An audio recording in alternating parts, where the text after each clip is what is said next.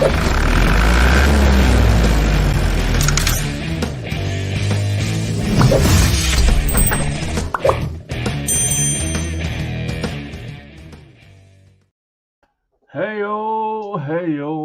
and welcome back for today's stream.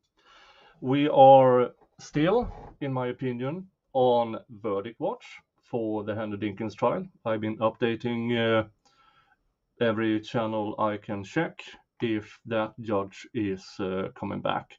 But as it seems now, might take a while, sadly. Well, not sadly, the judge has his process, and that has to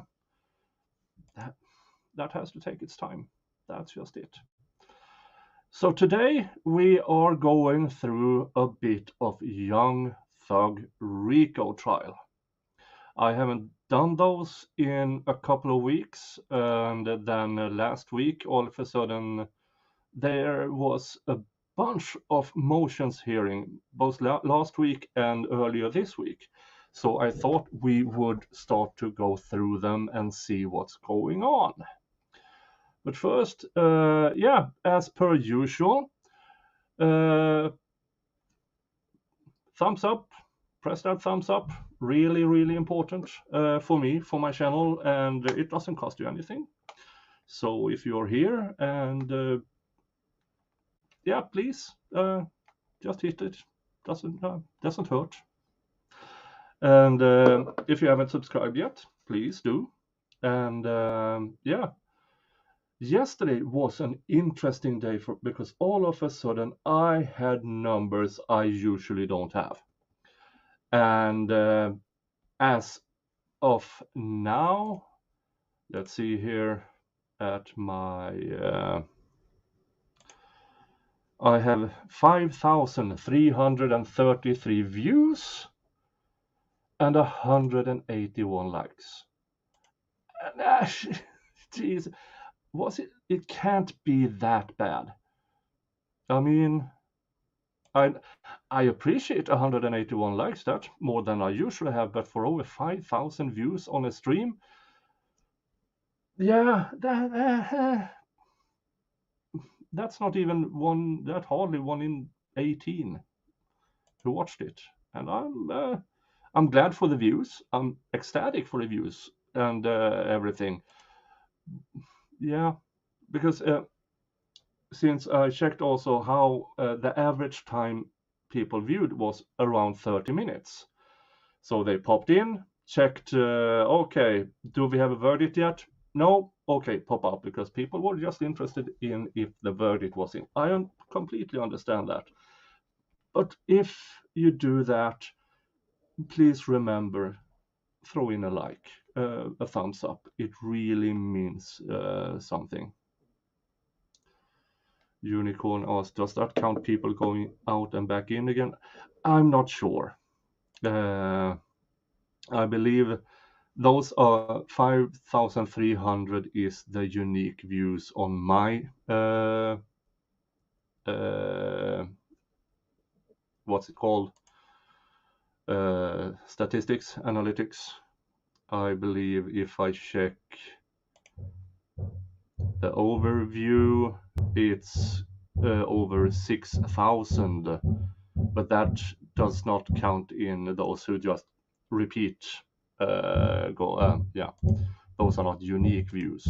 So unique views was 5,300. And so please, it means a lot if you press that like button. And the banging you hear is nobody is trying to escape the cellar. I promise you, it is construction work downstairs. Oh, but yeah, and Jesus Christ. Should be done within an hour, then they go home. I hope.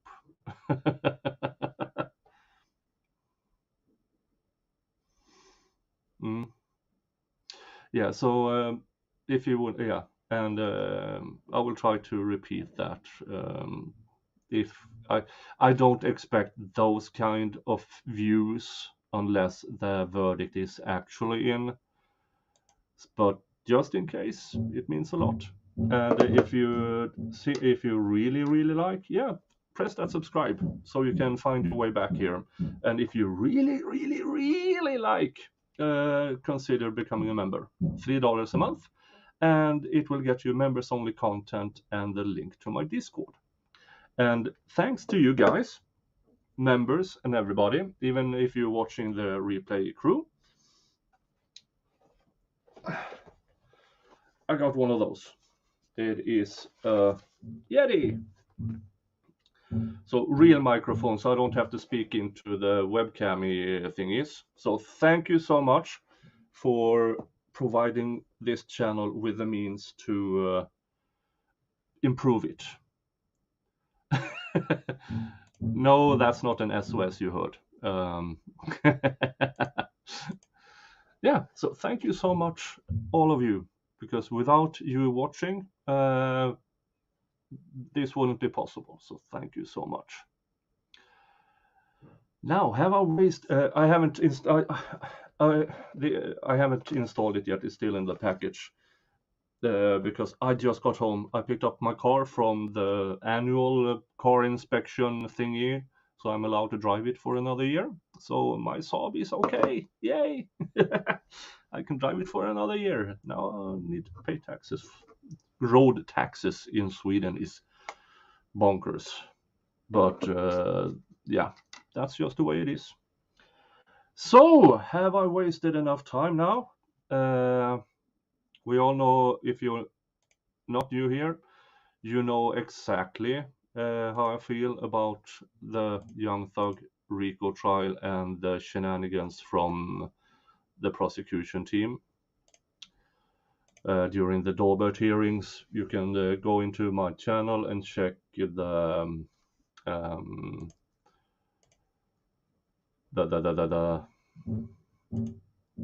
playlist.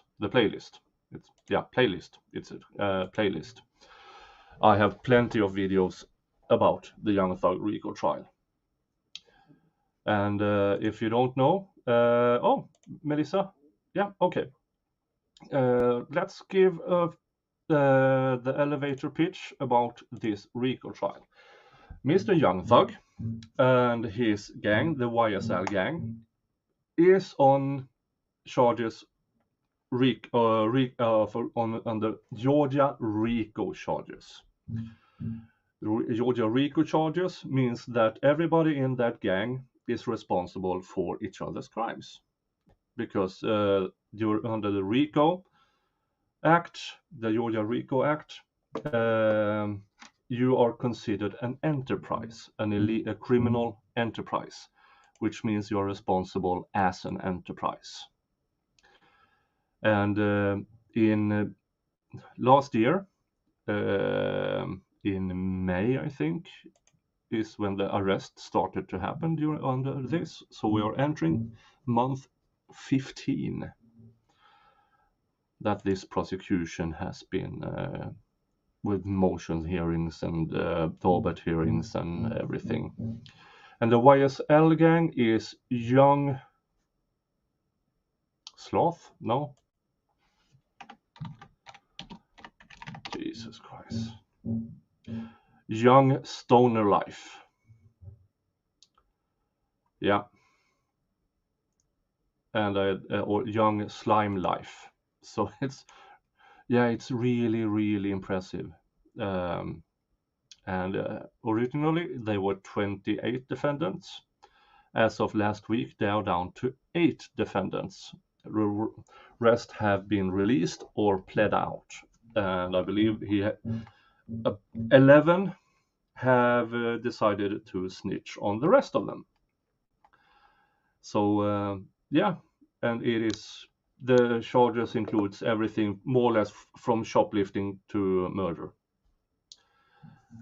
So they are facing a lot of jail time if they are convicted when the trial starts. The trial would have started, was originally planned for January. It is now August 31st. Still no trial. They haven't even finished jury selection because this trial will be 6 months long. Yeah, I've taken upon myself a huge undertaking covering this trial once it starts. So yeah, this is going to be a wild ride, and I'm going to be with it every step of the way. I might not stream every day because I have work, but I can do a recap, I can do of the day, I can do a video, or I can do a full stream. Those are all the alternatives I have in this trial, but I will cover as much of it as possible live. Okay, but this is a motion hearing from, when was it? 9 days ago. So we will start with that. It says 7 hours, I know, but that won't be, that won't have, it's not a 7-hour stream. There are a lot of breaks in this. But that's the judge. Go ahead and Yeah. schedule for the 11th and 12th. I'm going to cut it up just a little bit. On the 11th, 1 to 5, and on the 12th, 1 to 5. So whatever we don't finish on Monday, we'll go into that particular Tuesday, the 12th, from 1 to 5. I have some other business I got to unfortunately take care of that morning. This is the judge letting everybody know. Mornings, so schedule going if that ahead. works for you all, I can go ahead and set those dates to be heard. Yeah. So this is 11th and 12th of September he's talking about, which means that, well, there's at least 2 weeks. And as I said, the jury selection isn't finished yet. So we might be talking a month and a half, maybe up to 2 months before the trial actually starts. Which means that from the charges to the possibly end of trial will be 2 years. Yeah. All good and fun. And if you go back and watch the Daubert hearings I covered, you will understand my criticism, because some of the experts the prosecution is trying to get in are horrifyingly bad. I will give you one example. They tried to enter an older gentleman as a forensic video analyst. After the prosecution did their voir dire, and then the defense attorneys questioned him, we got to find out that the entirety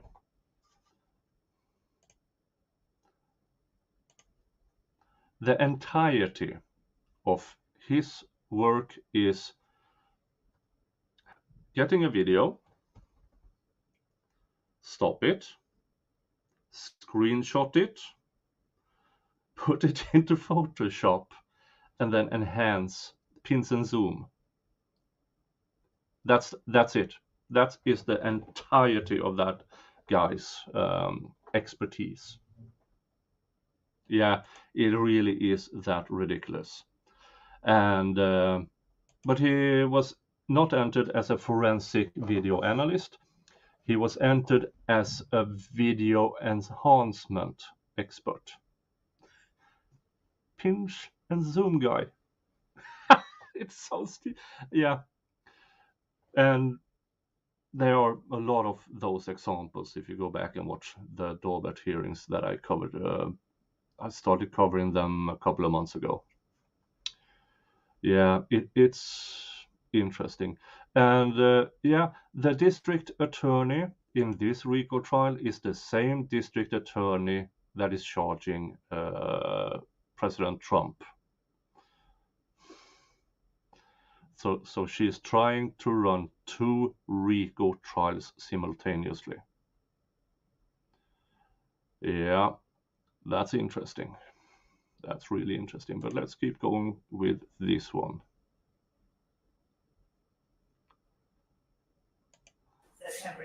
September the 11th, and that would be at 1 o'clock, about 1 to 5. We can go a little bit longer if necessary. And September 12th, same thing, 1 to 5 or thereafter. Mr. Steele, that work for you? Of course. Okay, all right. All right, so go ahead and get that witness lined up, Ms. Love. I'll go ahead and direct you to do that. Okay, proposed juror questionnaire we've dealt with already. So is that correct, sir? So we are using that right now. So Not, it's a little sorry. yeah, we have some problems. All right, so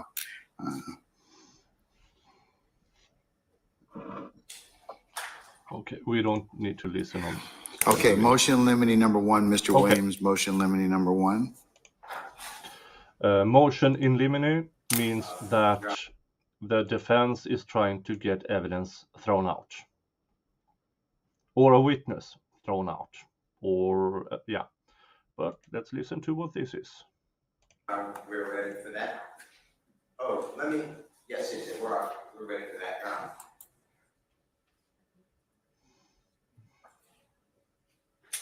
Let me get back to today.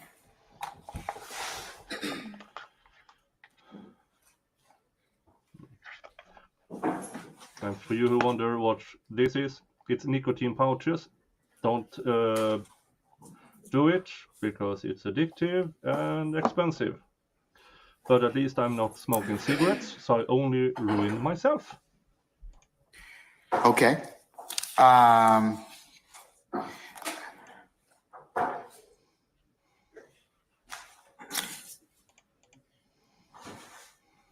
All right, so if you're ready to deal with that one, we can deal with that one right now then, okay?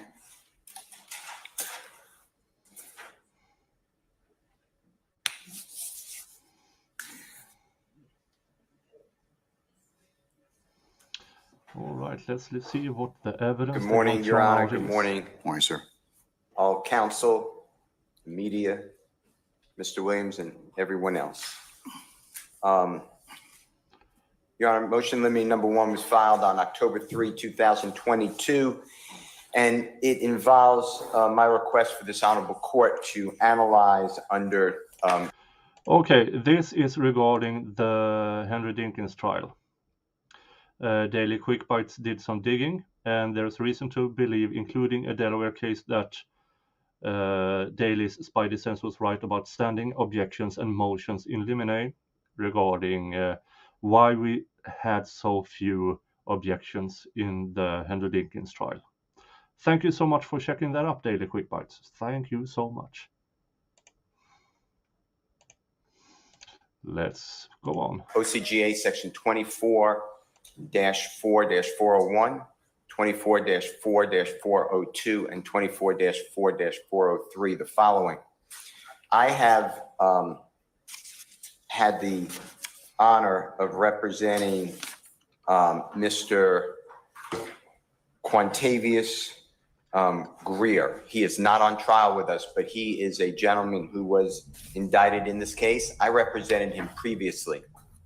He went to trial in the early around 2009 on a murder case. He was represented by a very fine lawyer, not me, and was tragically convicted. I was asked to do his appeal, as a direct appeal. It was granted.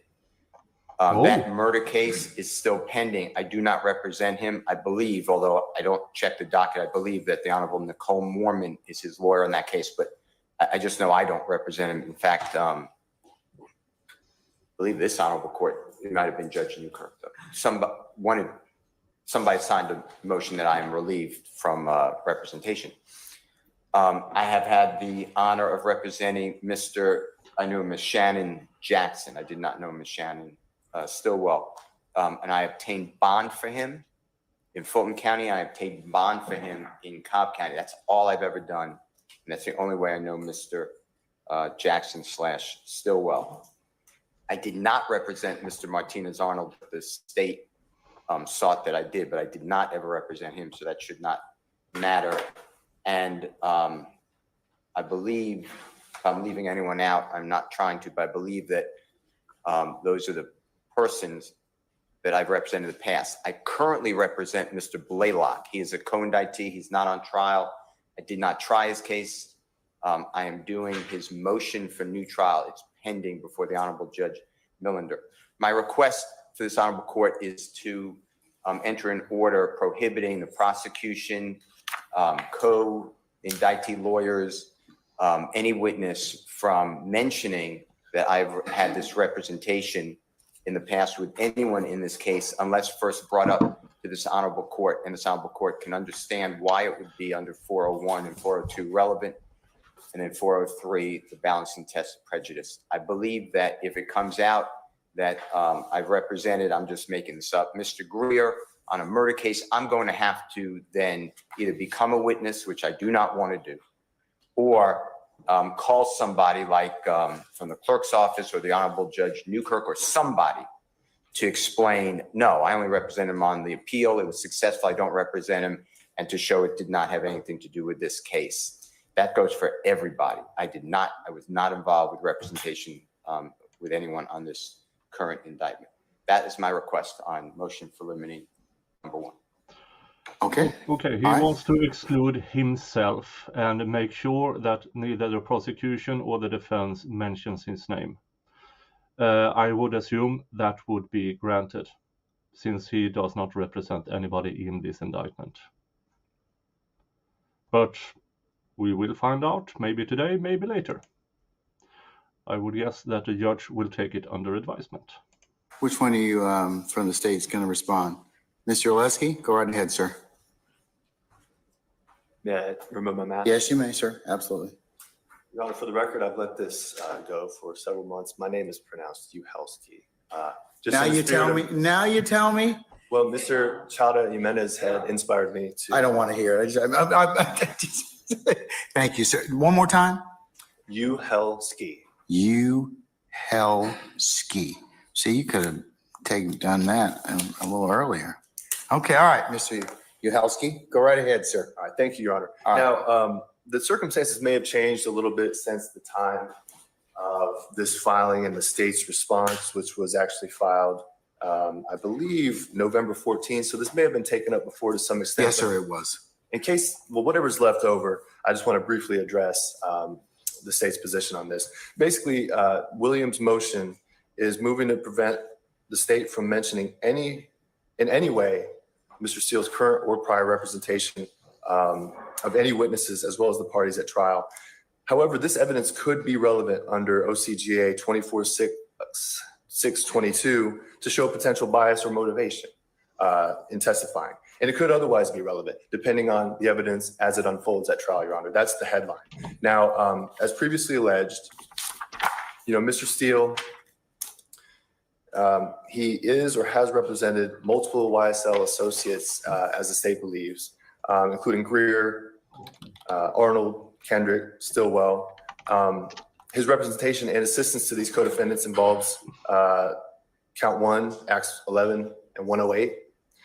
He's also, as he discussed, represented Greer in the successful appeal for the murder conviction, which is now pending again. Of note, Your Honor, Greer was clearly pleased with Mr. Steele's representation as reflected in the song Can't Tell Me, in which it stated on the phone with Brian Steele, talking about the case, yeah, he told me slow my roll because he can get this erased.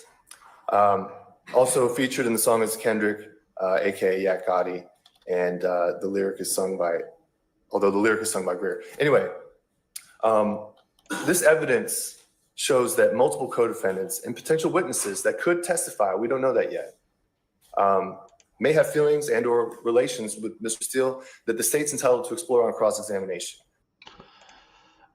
I assumed lyrics in songs weren't allowed in? Or am I thinking about the Melly case now? That was a different state.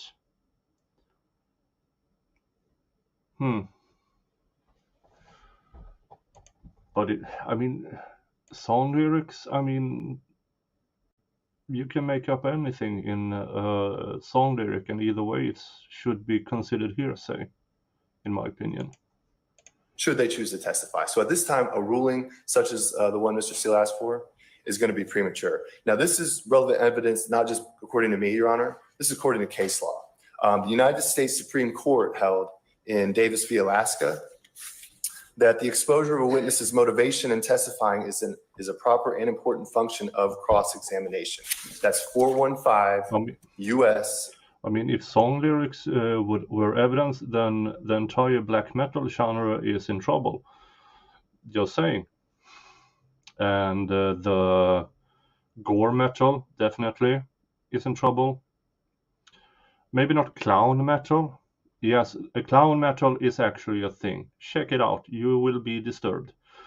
And no, I don't think that song lyrics should be admitted.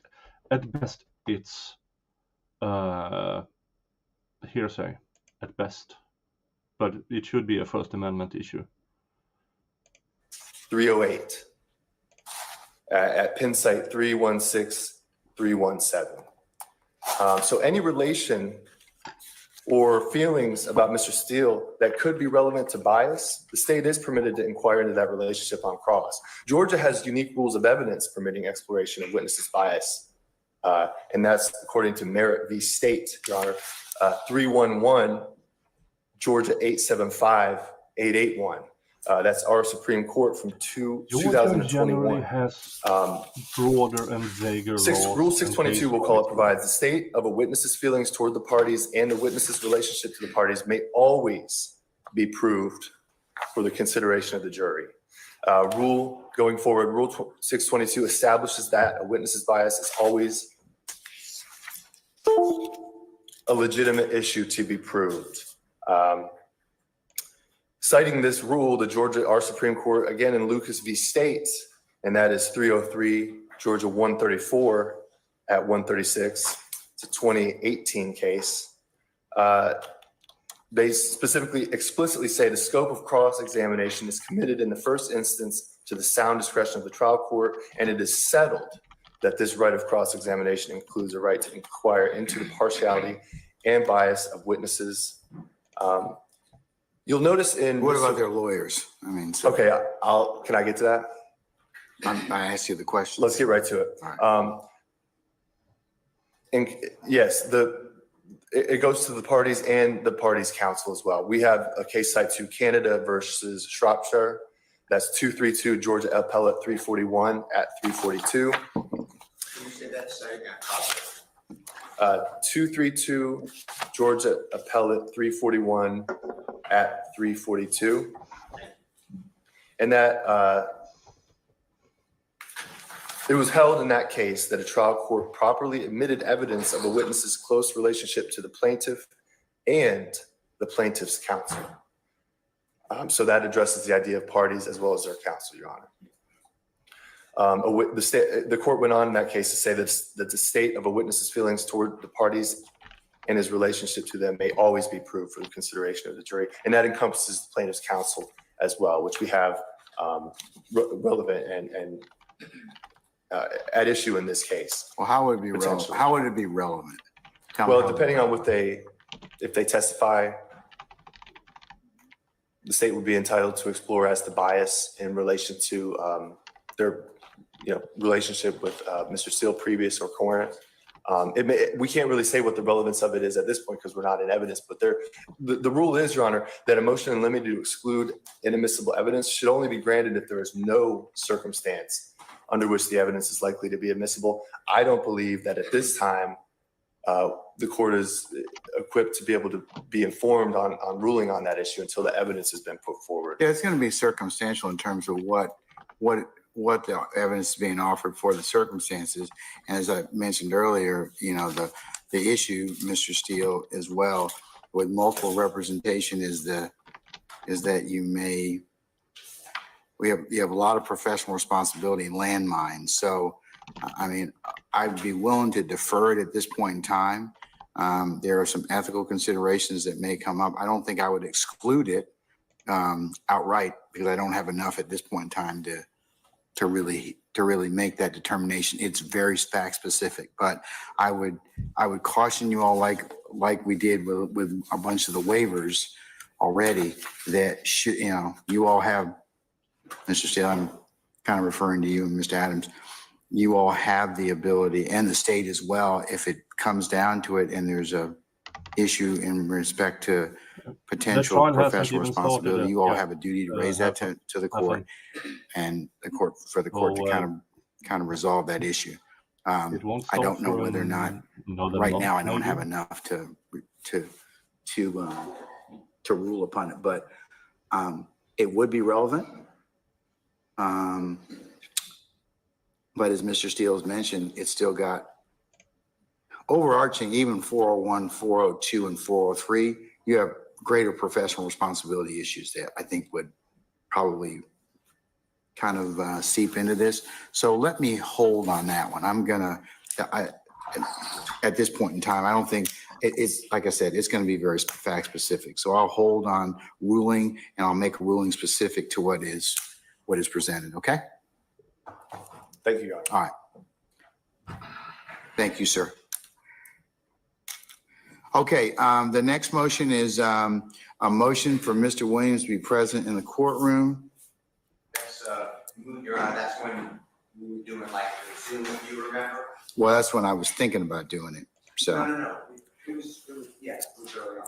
yeah, I don't think I ever did that. So at least I started to, but we moved everybody up to, I talked with you about it because you made a timely objection as to that, and I moved everybody upstairs to 7. So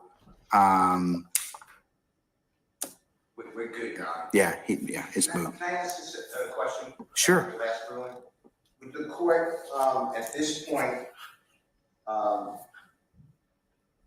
additionally grant Mr. Williams' motion in limine number 1 that we just discussed, but with the understanding that if anybody wants to bring it up, they need to bring it up to the South Court before entering that information into the record, and then we have to try to unwind it in front of the jury.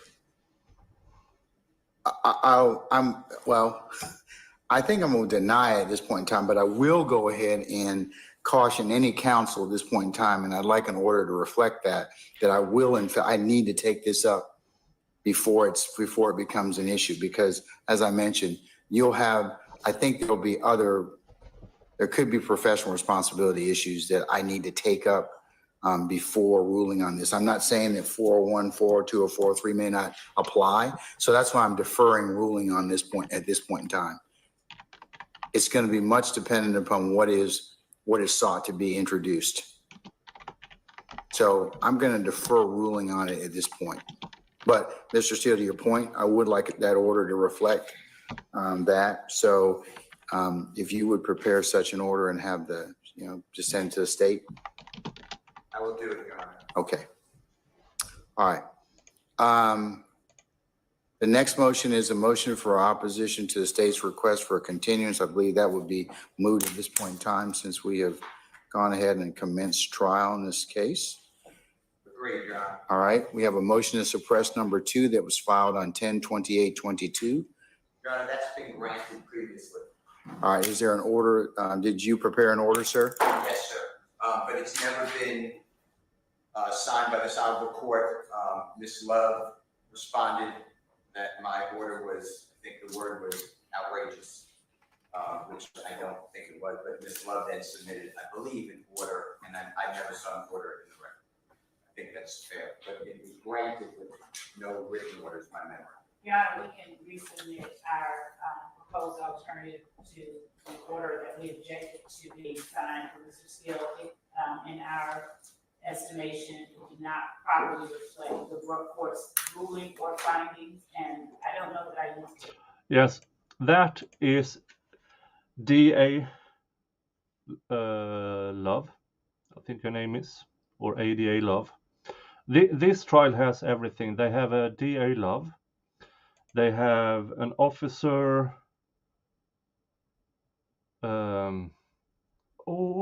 They have so many funny names.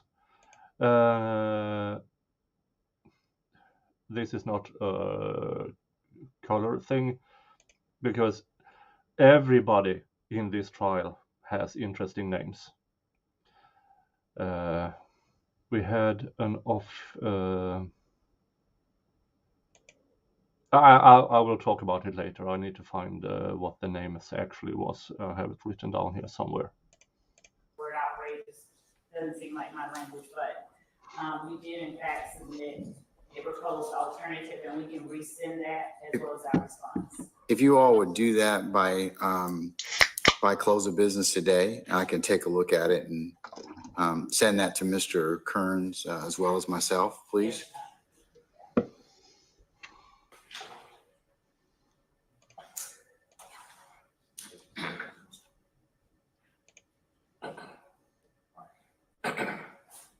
Mr. Kearns tells me that we have entered that order on 12/21/22. Okay, I apologize. All right. That's okay. All right. That's okay.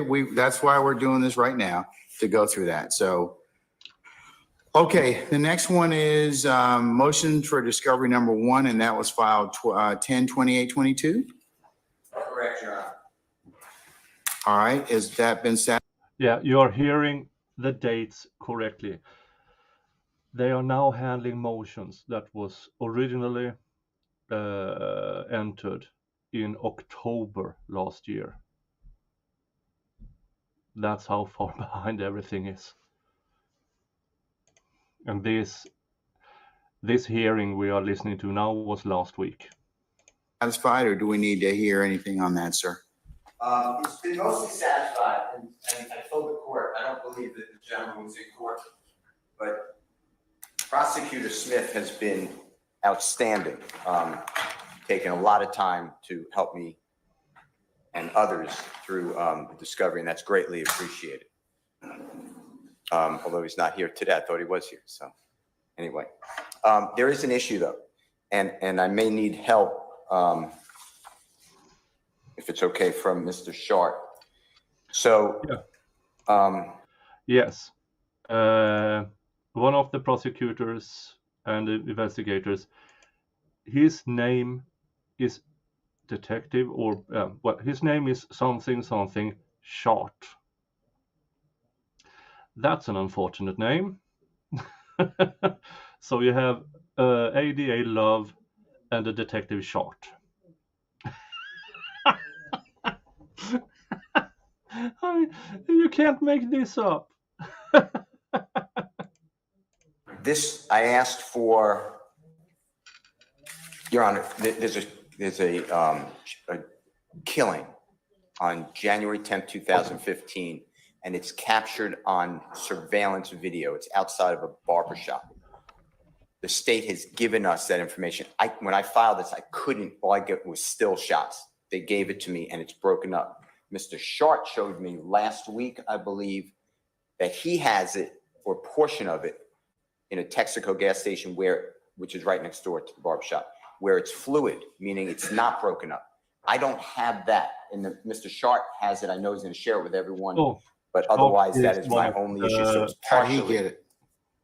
He got, well, he's great, and he got it from DA Sprinkle, but okay, wrong, all right, okay.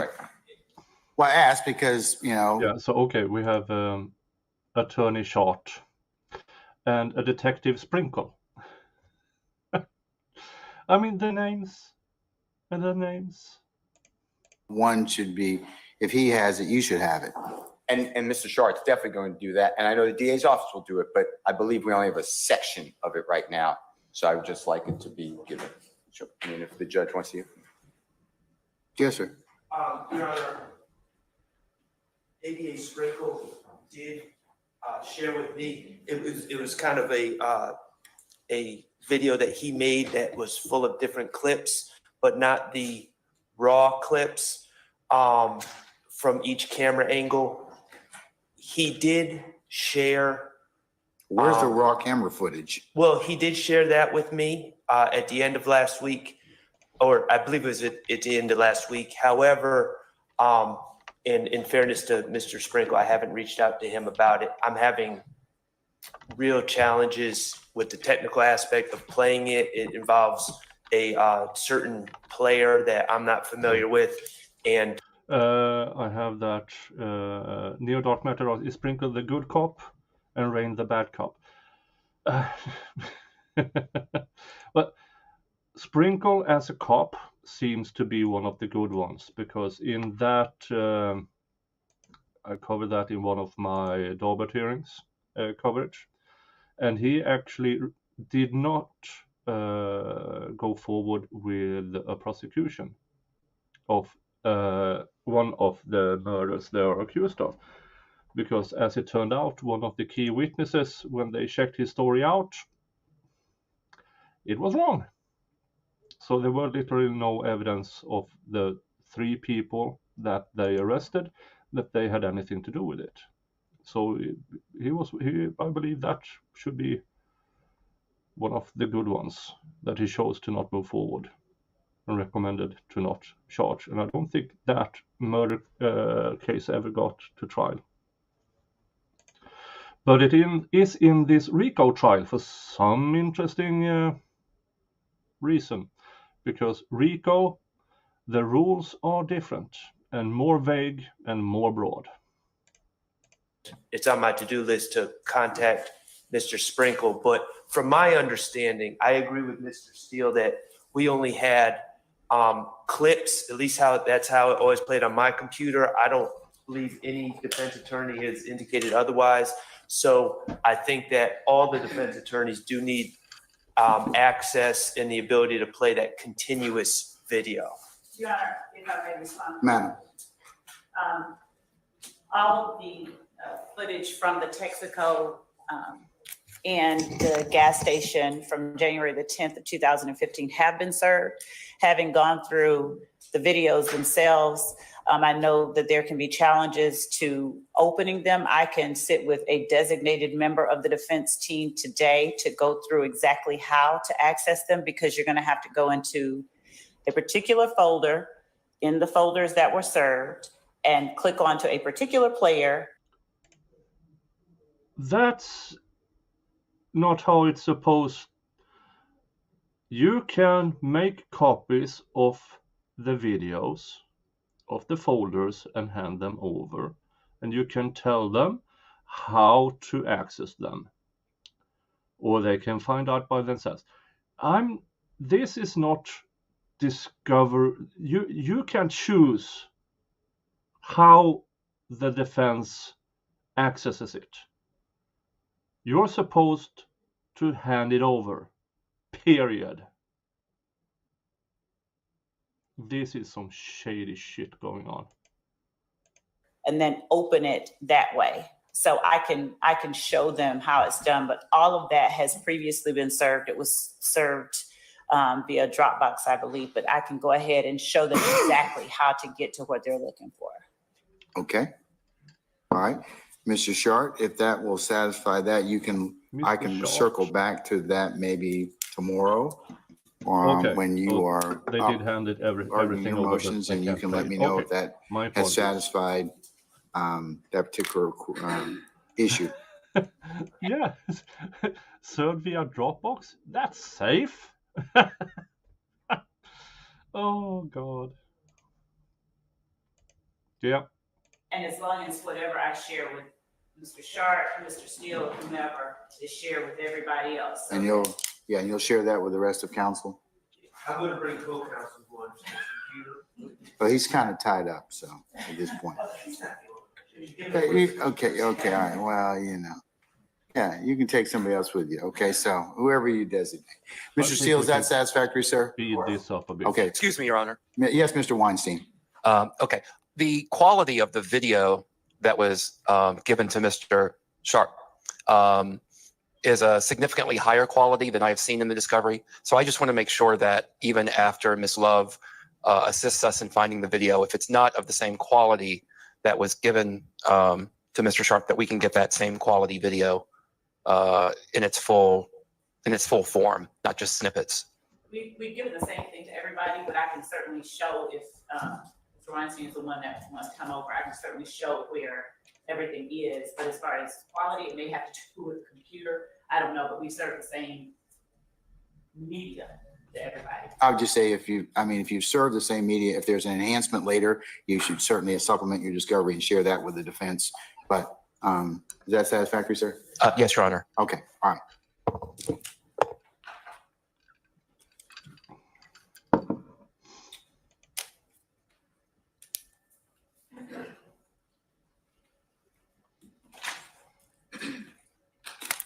Okay. Okay, Mr. Steele, next, continuing on, motion to suppress number 3, sir. Your Honor, you previously denied that motion. I don't know about the written order. We will look at that, and I believe that the written order was filed. It might have been, I just can't say that. Check on, what is motion to suppress number 3? Your Honor, the South Let me see. Court found that I had no standing on behalf of Mr. Williams. It was the district attorney's office sending out grand jury subpoenas outside of our state and without the clerk seal, the district attorney's seal. That is abuse of our statute and district attorney's powers. But the South Court stated that he would not hear the motion because Mr. Williams, there were third-party records. Mr. Williams did not have standing. I objected under due process, but that did not go much further than that. And actually, we got, spoke as well to the efforts by counsel to pierce the secret proceedings of the grand jury. Yeah. We did get an order This signed might on not that. be the We most did file an order. exciting I can forward it to of both boards, current and trial recent. coverage, What day was that, madam? but it is important to show What date was the order entered? We just In my I just opinion- wanted, just for the purpose of the record, make sure we have it, so. Yes, Your Honor, I'm going to what find it, happens pre-trial. All right, no problem. December 21st of 2022. I hope counsel tell me, both on the same day, there were 2.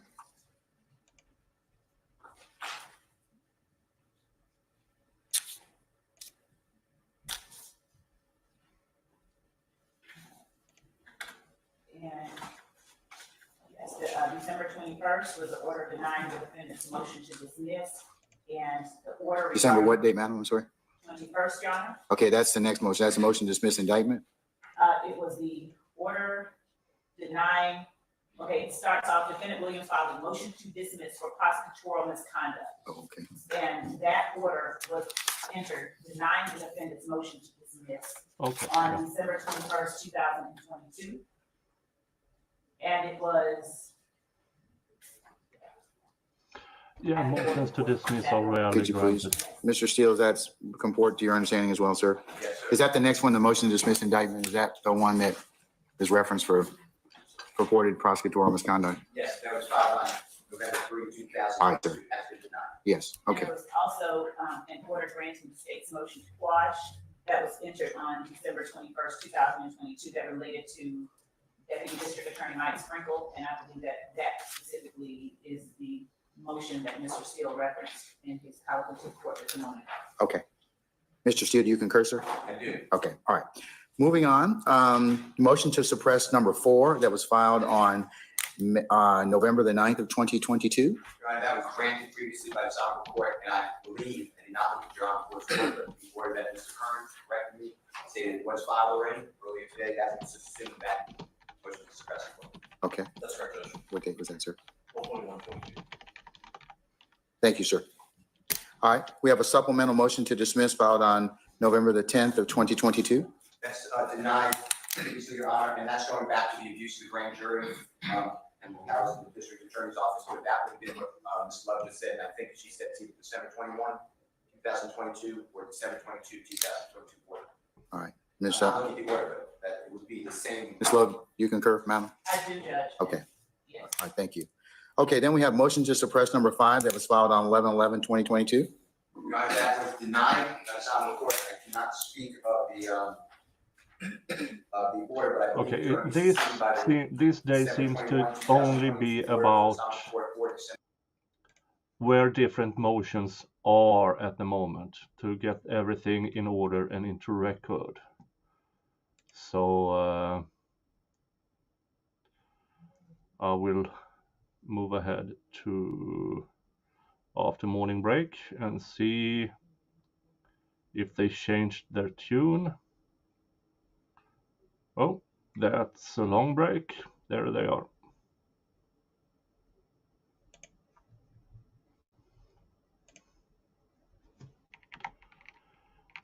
Are you ready, Ms. Weaver? All right. Okay, all right, council, we're gonna go ahead and get started back this afternoon. At this point in time, at your bequest, we'll go ahead and take up a special demurrer plea and bar motion to strike filed by Mr. Steele on June the 23rd of 2023. Okay, this is somewhat recent at least. I believe that's been adopted by all council. Is that correct, Mr. Steele? That's my understanding, Your Honor. Okay. Thank you, Your Honor. Mr. Floyd, good afternoon. Good afternoon.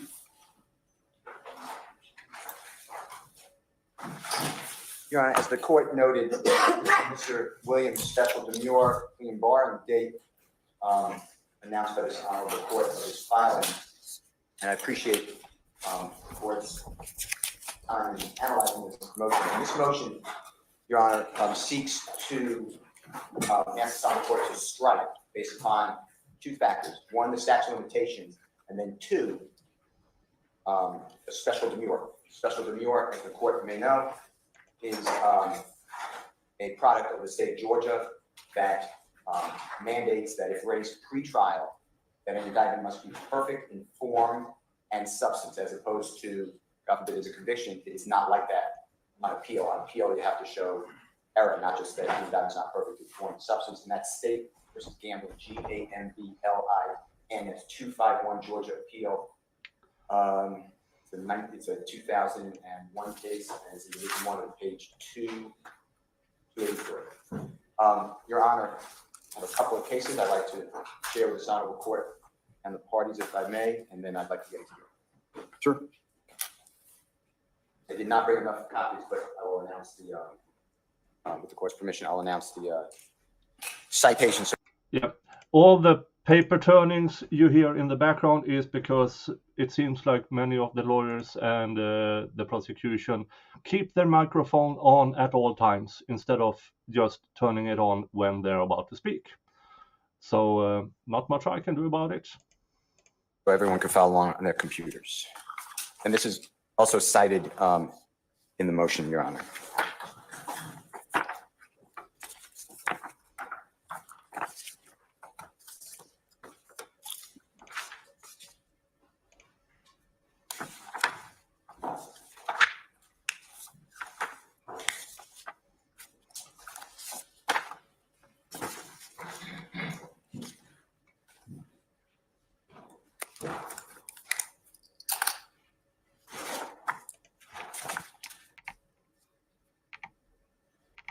May I first? You may, sir. And I'm missing for Mr. Kern one case, but I'll get there. Okay, what's happening now is that they are trying to throw out a couple of the charges due to statute of limitations. I give this on the court first. Pasha, P-A-S-H-A versus State. It's 273 Georgia Appeal, 788-616 Southeast 2D 135, 2005 case. It is a RICO conspiracy case, Your Honor, and that's, you can see on page 2 of 4 of the copy.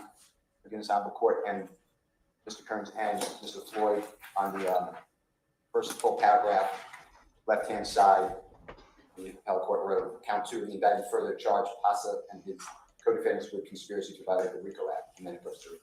Your Honor, on page 3 of 4 of the copy of the honorable court and the parties, and for everyone who's looking on, it is the third to last paragraph of Division 1. And Your Honor, on the left-hand side, in the middle of the page, the appellate court wrote, the indictment charging Pasha with 2 counts of conspiracy to violate the RICO Act is 38 pages long. It sets forth the wide-ranging, highly organized conspiracy in great detail. The indictment clearly gives Pasha notice of the nature of his involvement in the conspiracy, the overt acts attributed to him as advancing the conspiracy, and the underlying predicate offenses which establish racketeering activity. Under these circumstances, we find no fair potential that the indictment as drafted might mislead the jury with respect to racketeering charges brought against Pasha. Furthermore, while Pasha argues that he was not adequately charged with the predicate offenses, he misunderstands what is central to conspiracy, and this is what I'm stressing on. Namely, that each actor in a conspiracy is responsible for the overt actions undertaken by all other co-conspirators further to the conspiracy. A person commits the offense of conspiracy to commit a crime when he, together with one or more persons, conspires to commit any crime, and any one or more of such persons does any overt act to affect the object of the conspiracy. So, and then just to be complete, the essence of conspiracy is a common design and conduct which discloses a common design may give rise to the inference of a conspiracy. Thus, Pasha's, and this is important, Your Honor, argument is unveiling since there is no requirement in a conspiracy case that the state prove that Pasha personally committed the underlying predicate offenses. So what the state did here, and this is specifically going to count one, is they charged everyone on trial here and the people who are not on trial, total of 28, with racketeering conspiracy. And what the state did was they alleged the enterprise, the conspiratorial allegations of what the conspiracy was trying to further or gain the object of the conspiracy, and then charged overt acts. They also charged predicate acts, but every one of their overt acts, it goes from 1 to 191, Your Honor, in the indictment, says at the end of it, an overt act in furtherance of the conspiracy. I'm not reading it, but I'll make sure that's right, but I'm positive that's right. An act, and as alleged in act, whatever act it is, of this count, an overt act in furtherance of the conspiracy. So the state does not have to prove any predicate acts, and predicate acts, if the court is aware, are crimes that are designated by a legislature that accomplish RICO, in most felonies. The state doesn't have to prove anybody committed a racketeering activity or a predicate act or a crime because it's a conspiracy. So the conspiracy, if you join that conspiracy knowingly and voluntarily, and then any one of the other members of the conspiracy commit an overt act, it could be renting of a car, it could be making a telephone call, making a move. If that overt act furthers the object of conspiracy, then those people who the jury believe are in the conspiracy are guilty. What the state did, though, here is they have taken overt acts that are within the statute of limitations, which is 5 years, and that's OCGA 16-14-8. In a RICO conspiracy, the statute of limitations is 5 years before the return. So it stops on the return of the indictment, it satisfies the bill of indictment. You go back 5 years, it has to be an overt act, at least one, or only one. I shouldn't say it could be more, but you need one overt act within the 5-year period. What Mr. Williams has noticed and what he has challenged is that overt act 62 through 191, Your Honor, all allege that the overt act was committed more than 5 years of the return of the indictment. The initial indictment was returned on May 9th, 2022. And if you go back 5 years, that would be before May 8th of Don't you have 62 through 191 are alleged to have committed 62. within 5 years? And don't you have 1 through 61 are outside? Yes. Okay, I just want to make sure. Okay. Yes. All right. So now the state can certainly get in. The conspiracy started at a certain time. Here are the members. Here's when they joined. Here's I the think acts. cameraman is nodding Here's off. what the crime did, and it can go back 50 years. But they're not overt acts when someone like Mr. Williams challenges them in the indictment via special to New York and a statute of limitations defense. Because if you think it through, if Mr. Williams, if we have a special verdict form, which we will ask for, and the jury has to find beyond a reasonable doubt one overt act within the 5-year statute of limitations. Hypothetically, if Mr. Williams is acquitted of overt act 62 through, well, it's not acquitted. If he's found that the state did not prove overt act 62 through 191, then Mr. Williams stands acquitted by the statute of limitations of any overt act that the state proves to the jury beyond a reasonable doubt in overt act 1 through 61. Now, I understand it doesn't not have to be, I'm not ever arguing, I've never argued that Mr. Williams has to be one doing the overt act. To join a conspiracy, the act of one is the act of all. So if Mr. Sharp and Mr. Botts were in a conspiracy to steal a pencil and Mr. Botts put on the glove, Mr. Sharp could be found responsible because Mr. Botts committed the overt act. So what we have here, and what I'd like you to do, is strike from the indictment overt act 1 through 61. What happened in Georgia is different than federal court, and that's why I'll go through the state's cases. And I appreciate Mr. Floyd telling me that they filed a response earlier today. Pointing that out. But what happens in Georgia is the second case I've given this honorable court, and Mr. Floyd and Mr. Kearns, and it's Jenkins, Jenkins versus state of 278 Georgia, 598604 Southeast 2D, 789 2004 case. Your Honor, on page starting 4 of 7. Under A, capital A is going to Lisa on the right-hand side. That's on the left-hand side, the first paragraph, first full paragraph. The Supreme Court wrote that the statute of limitations had run and was not told as to the non-murder charges. Jenkins filed a plea and bar claiming that all charges except for murder and felony murder should be dismissed because of the expiration of the statute of limitations. Armed robbery and kidnapping of bodily injury have a 7-year statute of limitations. Burglary, aggravated assault, and the firearm possession charge have a 4-year statute of limitations. In criminal cases, the statute of limitations runs from the time of the criminal act to the time of the indictment. It is uncontroverted that the state did not indict Jenkins until more than 7 years has elapsed from the date of the indictment. On page 5 of 7, Your Honor, on the right-hand side, the very last 2 lines, going into page 6, the Supreme Court wrote, the law is unclear as to the proper procedure for determining the application of a statute of What Mr. Williams' attorney is attempting here is to throw out as many of the underlying charges as possible, because what he is explaining here is that the statute of limitation ended before District Attorney Fanny pressed charges under the RICO Act. I have no idea what the judge will rule because I'm not that good with the RICO Act, and the Georgia RICO Act has some differences between the federal RICO Act and this local RICO Act. But that is what this motion is for. State versus Tuzman, which is T-U-Z-M-A-N. The Court of Appeals held that a pretrial evidentiary hearing on a plea and bar based upon statute of limitations is a very effective, fair, and expedient method to deal with limitations problems in many cases. The Court of Appeals stated that application of the statute of limitations can be a jury question, but it can also be resolved with a pretrial evidentiary hearing and order. That's what we asked. We note that while it is true that an exception to the statute of limitations must be pled in the indictment if the state is relying on one, the statute of limitations is not an element of the crime per se. It is found in Title 17, entitled in the chapter entitled Limitation on Prosecutions. Obviously, it exists for the protection of the defendant. We conclude the trial court erred by ruling that even though Jenkins prevailed on his plea and bar, the statute of limitations issue had to be submitted to the jury for some of the non-murder charges. Other pleas and bar on issues such as a speedy trial are not submitted to the jury if the defendant prevails before trial, even if they involve fact issues in evidentiary hearings. Although the Court of Appeals in Tuzman suggested that the trial court could refuse to hold a pretrial hearing on a plea and bar and submit the statute of limitations issue to the jury, we believe that the proper procedure for litigating a plea and bar based upon the statute of limitations should be analogous to a pretrial Jackson versus Denham hearing, wherein if the defendant, that's Mr. Williams and everyone else, prevails on this issue of the voluntariness of a statement on this case of plea and bar, the jury never hears the statement. If the state prevails on the pretrial Jackson versus Denham hearing, the statement is admissible, but the defendant is still entitled to present the evidence and argument that it was not voluntary and the state must prove otherwise. If the defendant prevails on a pretrial plea and bar on statute of limitations, the charge should be dismissed.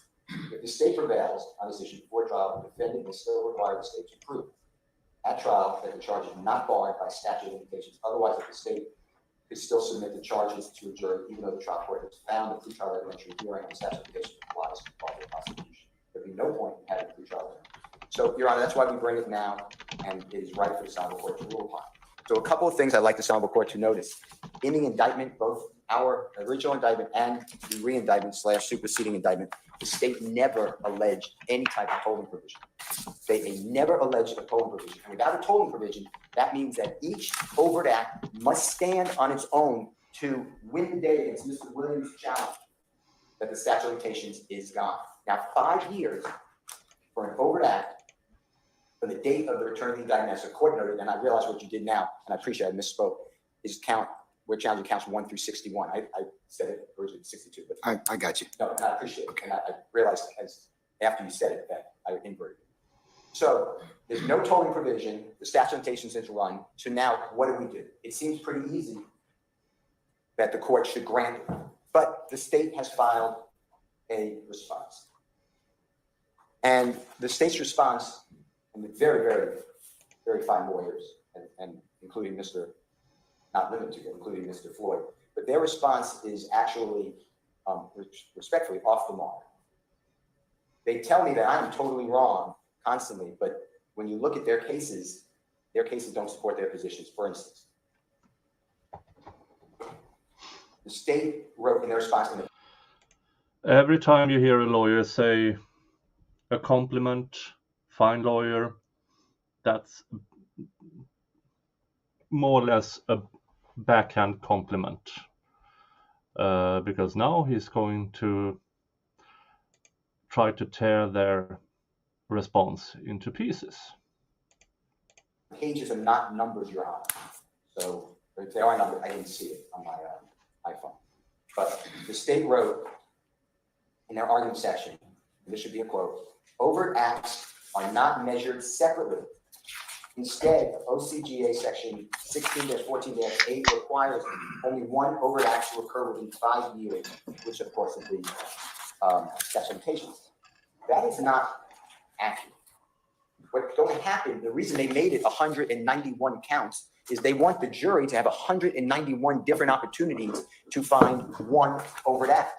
The problem that they have, though, is Mr. Williams and all challenged the statute of limitations. And there's no tolling provision. They could have had a tolling provision. The crime was unknown.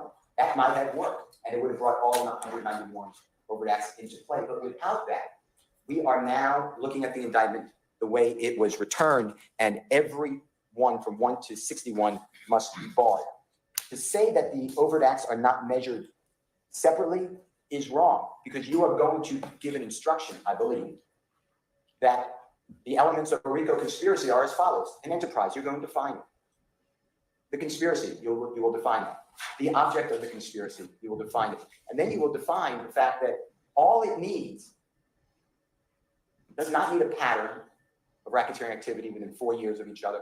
All it needs is the jury to find that the person, each person separately, entered this conspiracy, and then any one of the members of the conspiracy committed an overt act to further the conspiracy. If they are not treated separately, then why would there be 191 overt acts that each juror is going to have to wrestle with?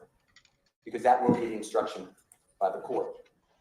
He makes a good argument. District Attorney's Office also wrote and argued, and I quote, a pattern of racketeering activity can go outside of the 5-year statute of limitations. The problem with that argument is we're not dealing with racketeering on itself. We're dealing with a conspiracy to commit racketeering, influence, corrupt organization crime. And what that means is generally, yes, in order to convict someone of the crime of RICO, there has to be a pattern of racketeering activity, which is defined by statute as two offenses, 2 crimes, predicate acts of racketeering that happen within 4 years of each other. And if someone went to prison, that 4 years is excluded from the time in prison. But here, as the court knows, we are not dealing with a RICO charge. And therefore, to say that, hey, this Brian Steele can't be right, because just look at the statute for racketeering. If the indictment's returned May 9th of 2022, if we would have alleged 2 predicate acts, 2 acts of racketeering, one could have been 4 years, one could have been 8 years. They are within 4 years of each other, and therefore, if it's a pattern, we can convict, and one of those crimes is outside of 5 years. The problem with that is that's not what we're dealing with. We're dealing with overt acts, and the overt act must be, that's by statute, must be within 5 years of the return of the indictment. I cite state versus. I'm going to interrupt you if I can, Mr. Steele. I think what the state's saying is it possible for them to, they're saying that the latter conspiratorial acts kind of bring the last conspiratorial acts can, because everyone's within the conspiracy, would pull in the acts that have occurred outside or with beyond 5 years. Is that true, or can you address that? Yes. So I think that, yes, the state, I believe that that's true. I think, you have to ask the state, but I think the indictment's purpose was to say, hey, this started in 2012, continues through the date of the indictment, includes at least these people and others that are known and unknown, and here's what occurred. The problem is the state chose the language to ask the grand jury to indict each of overt acts, 1 through 61, Your Honor. Every one of them at the very end of each act says, as alleged in act whatever, an overt act in furtherance of the conspiracy. It cannot be an overt act in furtherance of this conspiracy if it's outside the statute of limitations. They barred the statute of limitations. So what could they have written? They could have clearly written that this act occurred. Don't call it an overt act. But what they did is they made it where an overt act is now being met by a statute of limitations defense. And you can't ignore, not you, the state can't ignore that the statute of limitations bars it. If the state would have written that the conspiracy started in 2012 with the following actions, the following conduct, the following whatever, but calling it an overt act is a term of art. It is an essential element of a RICO conspiracy case. And we are meeting it with a special demurrer. I mean, Mr. Williams put a lot of time into this. And a special demurrer in Georgia is not like federal court. We are asking this pre-trial. That indictment must be perfect. The word perfect has meaning in form and substance. It is not perfect in form because it is not an overt act that can be alleged. It is certainly not perfect in substance since now Mr. Williams challenged it through a statute of limitations. So that is why I don't believe that the state's argument is correct. And their reliance on federal cases is just not here. There's not one federal case, and there won't be, that says that it's a special demurrer. The federal case will talk about whether there was enough evidence of an act within the statute of limitations. I'm not alleging that. I'm alleging that right now, before the jury's impaneled, Mr. Williams is entitled to, and others, entitled to an indictment perfect in form and substance. It cannot withstand a challenge to the via a special demurrer / The problem here is that the cases state he is argues that my fighting is reliance in on, other states. So this will be up to the judge to interpret which of the not helpful.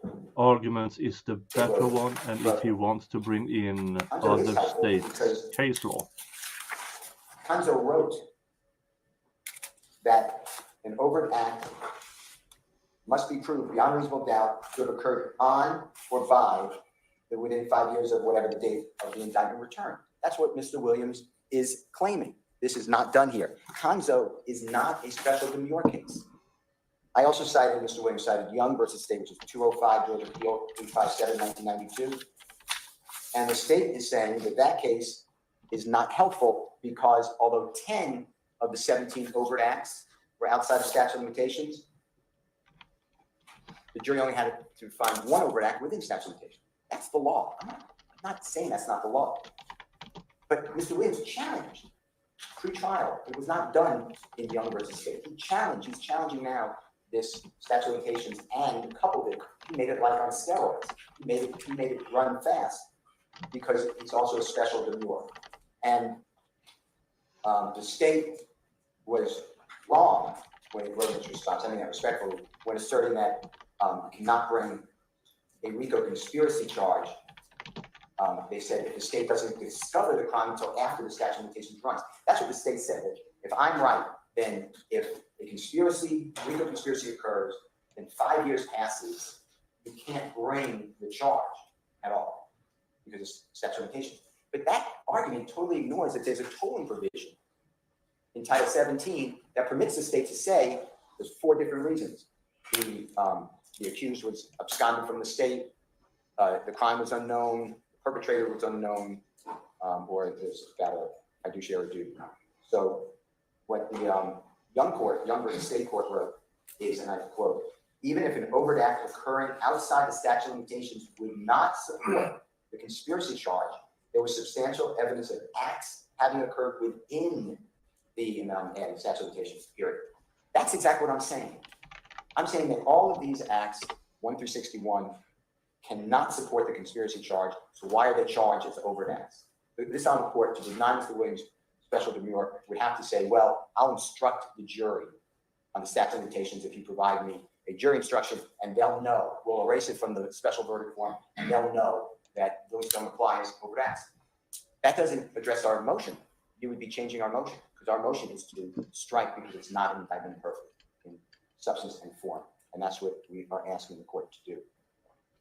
I am not saying that the state cannot potentially get in acts 1 through 61 in evidence. I'm saying the indictment itself is not drawn properly, and they could have added, if they thought it, and if the grand jury permitted, a tolling provision.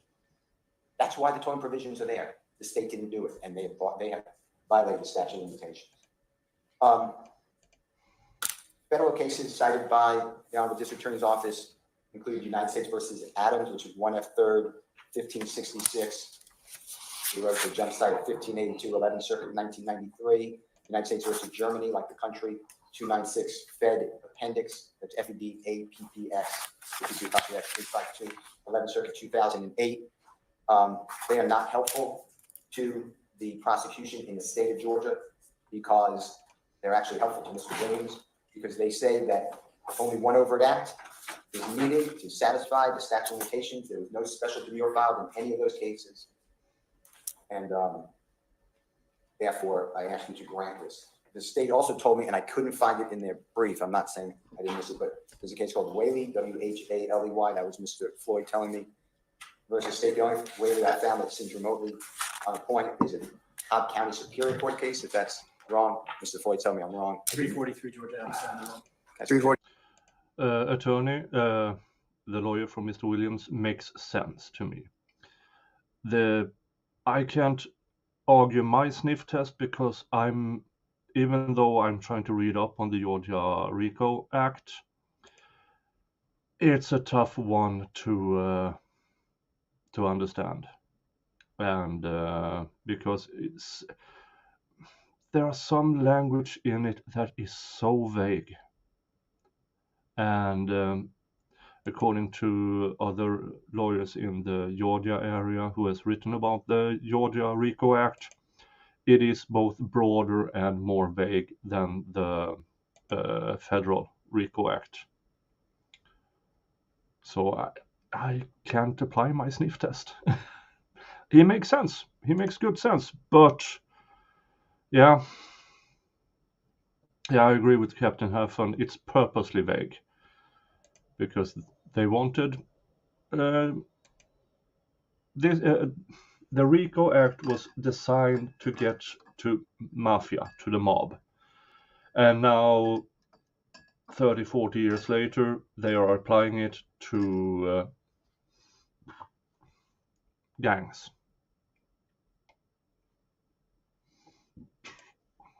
Three Georgia, what? At 701. Whaley, W-H-A-L-E-Y? Yes. It's under that. Your Honor, I may just have to take a pause. I just want to look at it. But Thank you, Mr. Floyd. Yes. All right, it's in the brief. It's in their brief, yeah. But from a little bit, and this, I have to read the case, but what Mr. Floyd told me was that Mr. Whaley said, oh, wait a minute, I'm here in a conspiracy, a RICO conspiracy. Come on. What I misunderstood. I'm indicted in a RICO conspiracy count. Excuse me. And my overt act is outside the statute of limitations. So therefore, somehow I win. That is not what I've ever said. That's not my understanding of the law.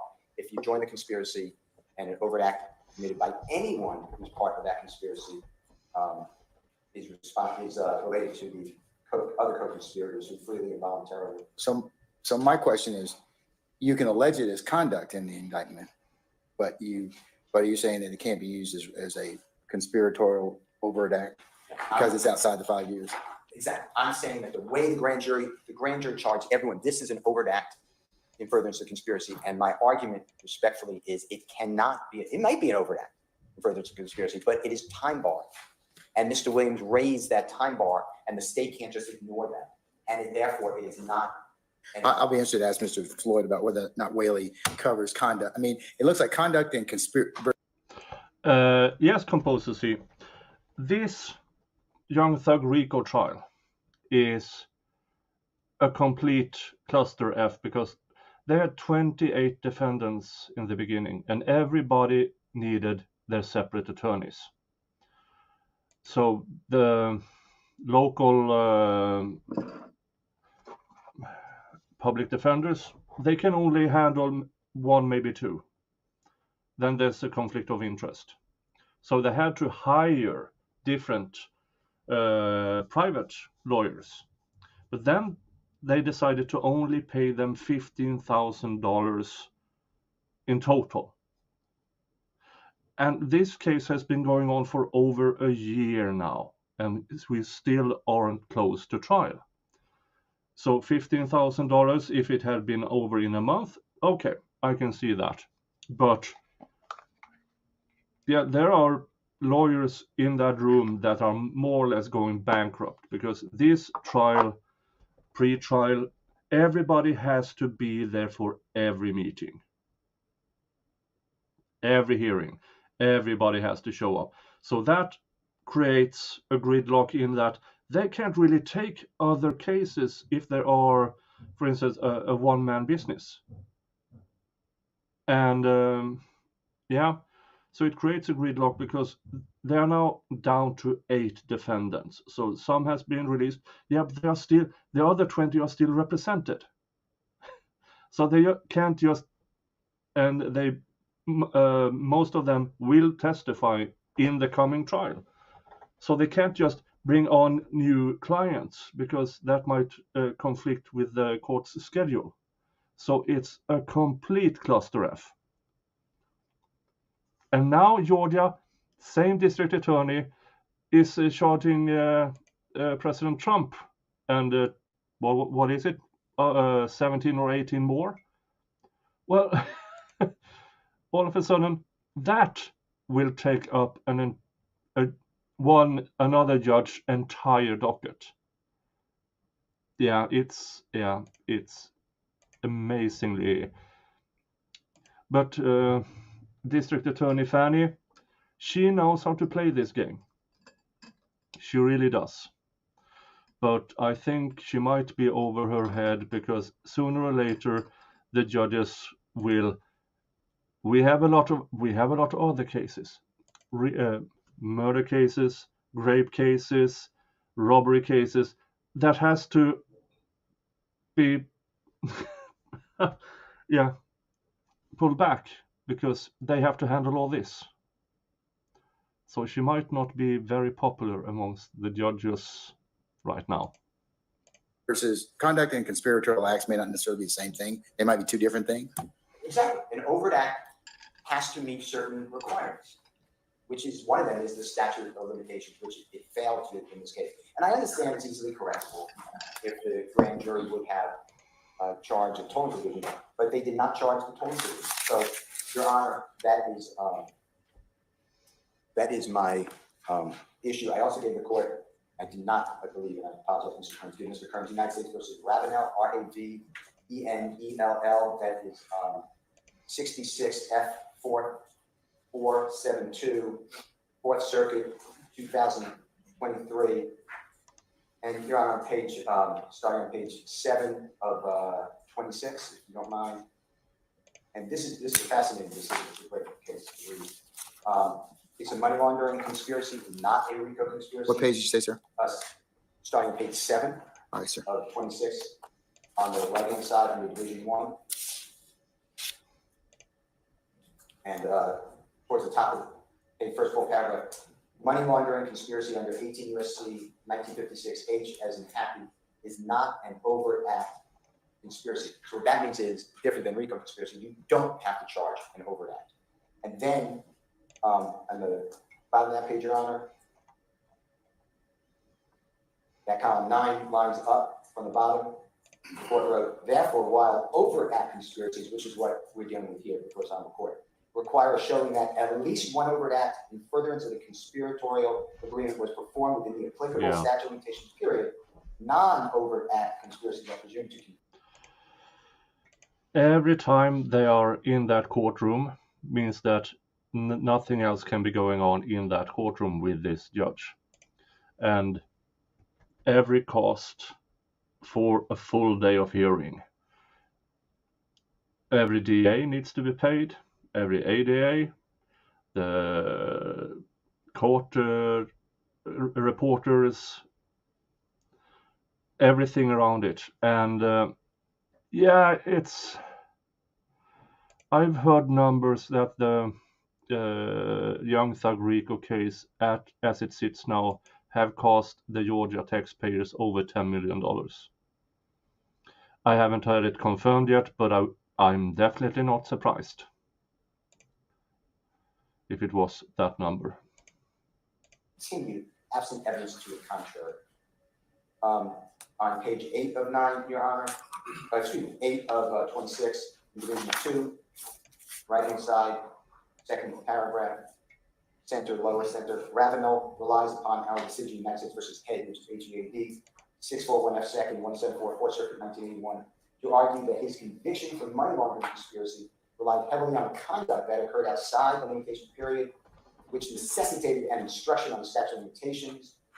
Hague, however, is inapplicable. The appellants in that case were charged under the general criminal conspiracy Yeah, statute. and that's before 18 trial USC has even 371, started. which requires Then proof it's of an 6 overact. months of We held that the 3 district to court 5 erred days a in week not with providing the trial. statute of limitations instruction That's not when cheap. requested, as an indictment rested in large part on acts occurring without the statute of limitations period, meaning without being outside.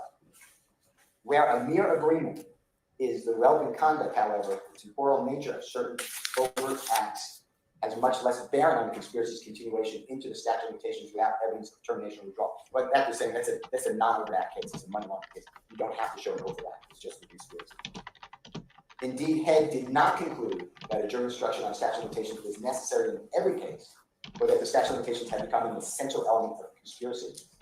Indeed, instead, it announced a general rule that the prosecution must prove an overt act in furtherance of conspiracy committed within the limitation period of the general criminal conspiracy statute. In short, it said nothing about a non-overt act conspiracy. And here we have an overt act conspiracy.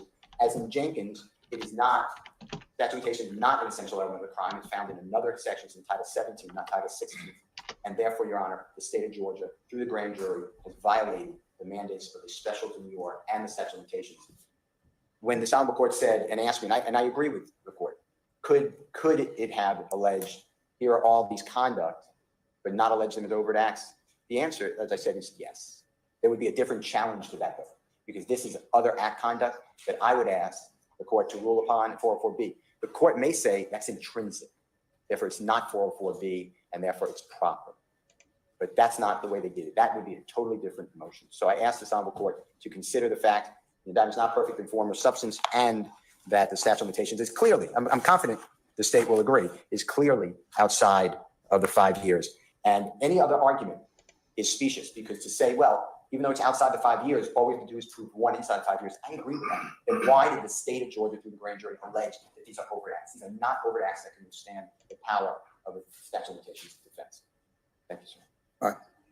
Mr. Floyd? Yes, Your Honor, thank you.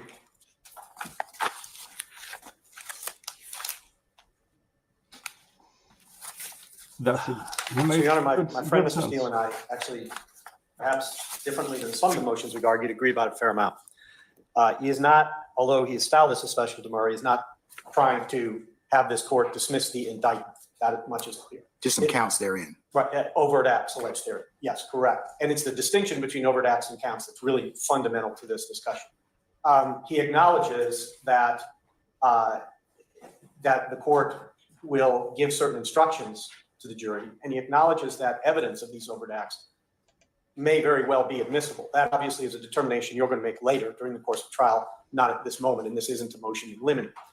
So what we really come down to here is the question whether the RICO statute of limitations applies to the RICO charge alone, or whether it also applies to overt acts and predicate acts alleged under as part of that charge. And those are two different things. And the cases that Mr. Steele relies upon simply don't do the work for which he invokes them. So, and when I refer to predicate acts, part of my point here is not to say that this is a substantive 1614-4A charge or a 1614-4B charge. It's a conspiracy to violate both. And so I also agree with Mr. Steele, the state does not have to prove a pattern of racketeering activity. That's not a requirement. Now, if we prove it, it's certainly very powerful evidence of the existence of a conspiracy. And it's proof of the nature of the agreement, that it was an agreement to engage in criminal conduct that involved as an objective engaging in a pattern of racketeering activity. So it's certainly germane, it's relevant, it goes to the gravamen of the crime, but we both agree it's not an essential element here. So let me turn to where we disagree. First of all, I didn't count it, but easily into double digits, you heard invocation of special demur, and you heard use of the word told. He has styled this motion in part as special demur. Those aren't magic words that somehow change the legal standard. And they aren't magic words that somehow change the analysis in the cases we've invoked. It's a procedural device. It is simply intended to make sure that the defendant knows the charges against him, can defend, and assert a plea of former jeopardy. It doesn't alter whatever the law is as far as the application of the statute of limitations. Similarly, we didn't invoke tolling because we don't need to invoke tolling, as will be clear. Third, why do we have overt acts 1 through 61 in here? Because the conspiracy began more than 4 years before this case was charged. They're in there, those overt acts are in here because they are overt acts. And there is no argument that there are two separate conspiracies. But they have to be played within 5 years. Right, that's really all we're talking. And that's my question to you. Yeah, no, and the answer is, to cut to the chase, the answer is they do not. Okay, and we look at, first of all, the text of the statute of limitations provision.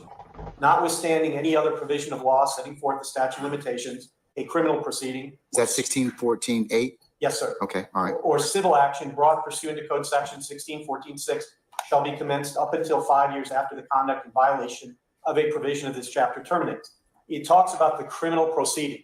It doesn't talk about predicate acts. It doesn't talk about overt acts.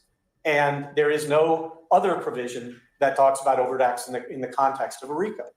And that's important because Mr. Steele wants to treat each overt act as if it's a separate offense. In fact, in his argument, I think a couple of times he inadvertently slipped and called them offenses. They are not. They are not separately charged. If they were separate counts, they would be subject to whatever statute of limitation applies to that. But they are not. And it doesn't make any sense. So for that to be the case, and you read the statute as a whole. So first of all, 1614.8 doesn't do what he says it does. Secondly, when you look at other provisions of this statute. Yeah, now they are coming into play the vagueness of the Georgia RICO Act. It is vaguely written according to local Georgia attorneys, and it's broader. So I can tell if the ADA here is correct. But this is the standard that they seem to be applying here, that because of the Georgia RICO Act vagueness, they can still get acts in after the statute of limitations. And for me, that's insane, but that's how the legislators wrote the act. I can think it's insane, and it has no bearing to this trial. And other provisions of Georgia law, it becomes clear why it wouldn't. So there's a very long list of violations designated as racketeering activity, and that's 1614.3 sub 5. They run the gamut from murder, which we know has no statute of limitations, down to misdemeanors that have a 2-year statute of limitations. In there, we have 4-year statutes of limitations, and they're all listed in 17.3.1. I can't remember them all, but it's soup to nuts. So we have all kinds of different statute of limitations potentially available to the underlying predicate act. That's why we don't measure by predicate acts. That's why motions that have been brought in state and federal cases to try to strike predicate acts, because the statute of limitations is run on those, fail. Now here we have a specific provision, 5 years. No question, this case was indicted within 5 years of the most recent acts. So that takes Conzo out. In Conzo, there are 7 cases I want to discuss that we cited, and Conzo's the first one. In Conzo, there were no overt acts. Yeah, I mean, as a citizen, you should be able to go into the law book, read it, and vaguely understand it. The Georgia RICO Act, hardly lawyers understand it. Every case that is brought before a judge are more or less handled for the first time, because the Georgia RICO Act is so vague. And I don't like it. That's how they chose to rule it. But in my opinion, if a law can't be understood by the average citizen, it shouldn't be in the law book. But that's just my opinion. And my opinion doesn't count in this trial. I can only refer to it to you as my audience. And some of you might be from Georgia, and you have the option to vote. That's about it. The conspiracy case, there were no overt acts alleged within 5 years of the indictment. That was the exact question the court addressed, nothing else. We must determine whether any overt act in furtherance of the conspiracy had occurred within 5 years before the date the indictment was issued. Different question.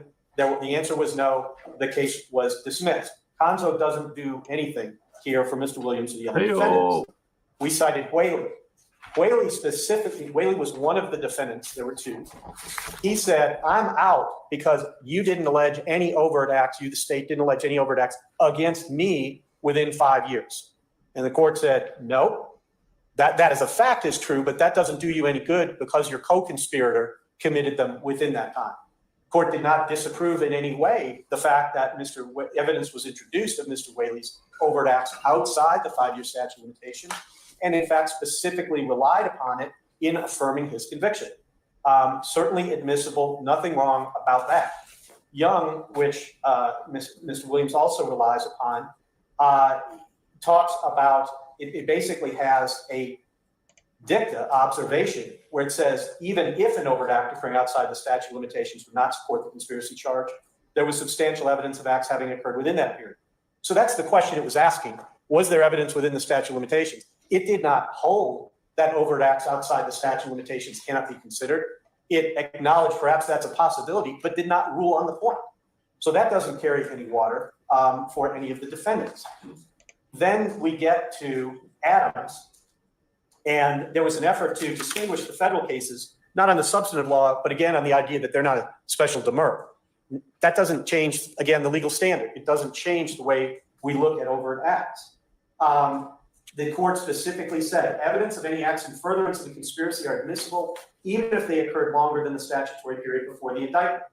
And Adams also cites United States v. Gonzalez, which was another 11th Circuit RICO case, for the principle that predicate acts for RICO conspiracy occurring outside the limitations period could support conviction if conspiracy continued into the limitations period. And as here, the defendant who was making the argument was a man named Coran. Coran does not claim that the conspiracy ceased operations outside the statutory period, same here, nor does he claim to have withdrawn outside that period, same here. Georgia law of withdrawal is much less favorable to defendants than federal. Therefore, all acts committed in furtherance of the conspiracy during the entire life of the conspiracy were properly admitted against him at trial. In Germany, which we also cited, another 11th Circuit case, basically the same rule, went on to say, looking at Rule 403, that we look at that evidence, and that's another reason why the argument for exclusion of the acts would fail. We further cited Torres-Lopez, which looked at, this is another federal RICO case, we looked at the question in a particular specific context, applicable here as well, that evidence of predicate acts occurring outside the 5-year statute of limitations, it's the same, it's 5 years by federal statute, it's 5 years by Georgia statute for Georgia RICO. Outside the federal 5 years couldn't be considered. The court said the fact that the predicate acts are time barred by the statute of limitations in the substantive count does not. In the RICO Act, if they have people, as in this case in the YSL gang, and they can show they are YSL members, that's the foundation of the RICO charge as a criminal enterprise. So they identify that they are members of the YSL gang, and then it's a criminal enterprise. So they don't have to prove who the conspirators are, just that they are a part of that gang. And so far, that has been approved by the court. And that is how the Georgia RICO Act is written. So they don't actually have to try that fact of sort. I'm not sure. I have to look it up, but that's my interpretation of it. As long as they can show member of the YSL gang. Okay, they're in. Thank you for the question. mean that they cannot be considered in determining whether defendant was part of a RICO conspiracy. That's exactly what we're dealing with here. And Tannenbaum is the seventh of the cases that I wanted to mention to you, the last of seven. That was not a RICO case. In that situation, the defendant argued that overt acts occurring outside the 5-year statute of limitations for the substantive offense could not be considered to establish venue. Court rejected that argument and said no, that it was permissible and did affirm the conviction. So the fundamental difference that we do have here is the effort to treat overt acts as if they were separately charged offenses, each under its own count, that can therefore be attacked on the basis of statute of limitations. That's not it. The charge is conspiracy. Everybody agrees if there's a conspiracy, it's one conspiracy. The case law says we can look to overts both inside and outside. Now, I do agree with Mr. Steele that. Yeah.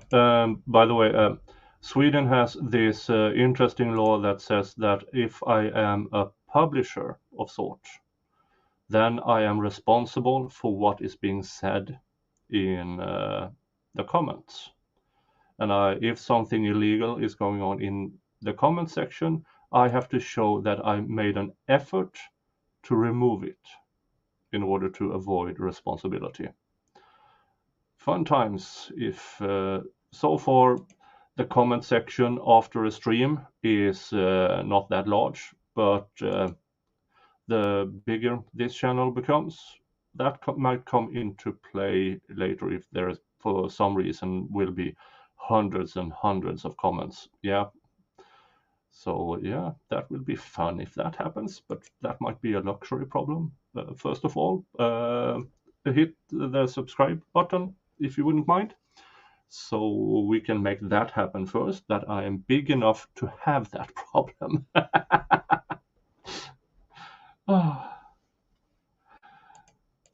We have to prove at least one overt act within the statute of limitations, because that's necessary to prove the case. But in proving the other elements of the case, the agreement, the existence of an enterprise, etc., the association, all of that is grist for the mill, whether it's inside or outside. And I've got one last statutory reference for you here. And this is something Mr. Steele sought to distinguish, but I don't think it can be, because it shows you the logic of the statute. When RICO became effective July 1, 1980, you had a pattern definition. One of the questions the General Assembly had to address, like Congress did, and they did it exactly the same way, was they said, all right, we don't want to have an ex post facto problem. So we're not going to let the government charge somebody with acts of racketeering activity where the whole pattern occurred before the effective date of the statute. It obviously triggered the ex post facto issue. So they said you have to have one act after it's enacted. But that didn't mean you couldn't reach back. And in Georgia, 4-year separation between predicates, federal 10. But in their distinction, I think Mr. Steele's saying that you could do that, but the distinction is whether or not you can charge it as an overt act prior to or outside the 5-year period. It's clear you can use it for other purposes to show, hey, this is the development of what your criminal activity purportedly is. Right. But he's distinguishing the fact that since you charged it as an overt act outside the statute, he's asking me to strike that. I understand. He is. And so not to be persnickety about it, but again, we're not separately charging it. We're just alleging it. We have to allege at least one. We have alleged more than one because more than one occurred. If we didn't allege them and we tried to put them in evidence, you can be sure you would hear an argument that wasn't in the indictment. So defense can have it both ways. But Can you charge? But you can dictate what the defense can and cannot do? Seriously, you chose this path with that language. You have to take responsibility for that. And the defense can and will argue against it. It's you, Mr. Prosecutor, who is trying to use the RICO as both a shield and a sword, in my opinion. The indictment to say it's conduct. I mean, you indict the way you want, of course, but I think that's the distinguishment he's trying to make, is in terms of, okay, look, you're not saying that conduct couldn't be alleged, but he's saying that the conspiratorial aspect And you know, conduct yes, beyond the 5 years. that your limitation must mean something. And in the RICO Act, if you're not careful, apparently, as the defense lawyer argued earlier, if you choose the wrong kind of language in the different charges that is brought in as one charge under the RICO Act, if you choose wrong language, then you can't use the latest act that doesn't have the statute of limitation hasn't expired. Let me rephrase that. If they have chosen the correct language in the grand jury indictment and brought the charges with that language in a better way, let's just assume that, then they could have used the later charges that hasn't had expired to bring in all the other charges whose statute of limitations have expired. But now they chose apparently this kind of language in the charges, and that might, according to the defense attorney, which is asking from the court, since they used that specific language, statute of limitations apply. I think MD Law has the same notion about that as I have. But I'm not a fan of the Georgia RICO Act. The problem is that District Attorney Fanny, she knows it inside out.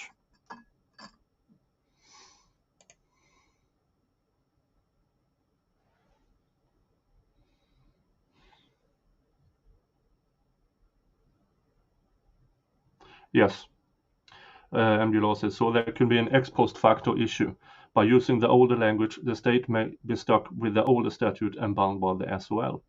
Yes, that is what I think the defense is arguing. So if they succeed, then counts 1 to 61 will be out. Problem is they have 130 more, but that's at least a third of them out. And yeah, if MG Law wants, I can send him a link, but I know he is an extremely busy lawyer, so I'm perfectly fine with having him in the chat. Years would be different. I think you and I agree that that's what he's saying. Okay, and my point is that's not correct. And when he talks about the issue of a jury charge, for example, all you need to do is charge the jury that they have to find one overt act within 5 years. So the sort of feigned confusion that what if they're looking at 1 through 61, you charge the jury, you got to find one within 5 years of date X for this action to be timely. That's it. That's simple. That doesn't create all the problems it's being suggested it would create. You don't need to give them a verdict form on every single overt act because they only have to find one. And what is traditionally done here is the jury's charge, you must unanimously find they committed an overt act within 5 years. That's it. It's not necessary to do all of that.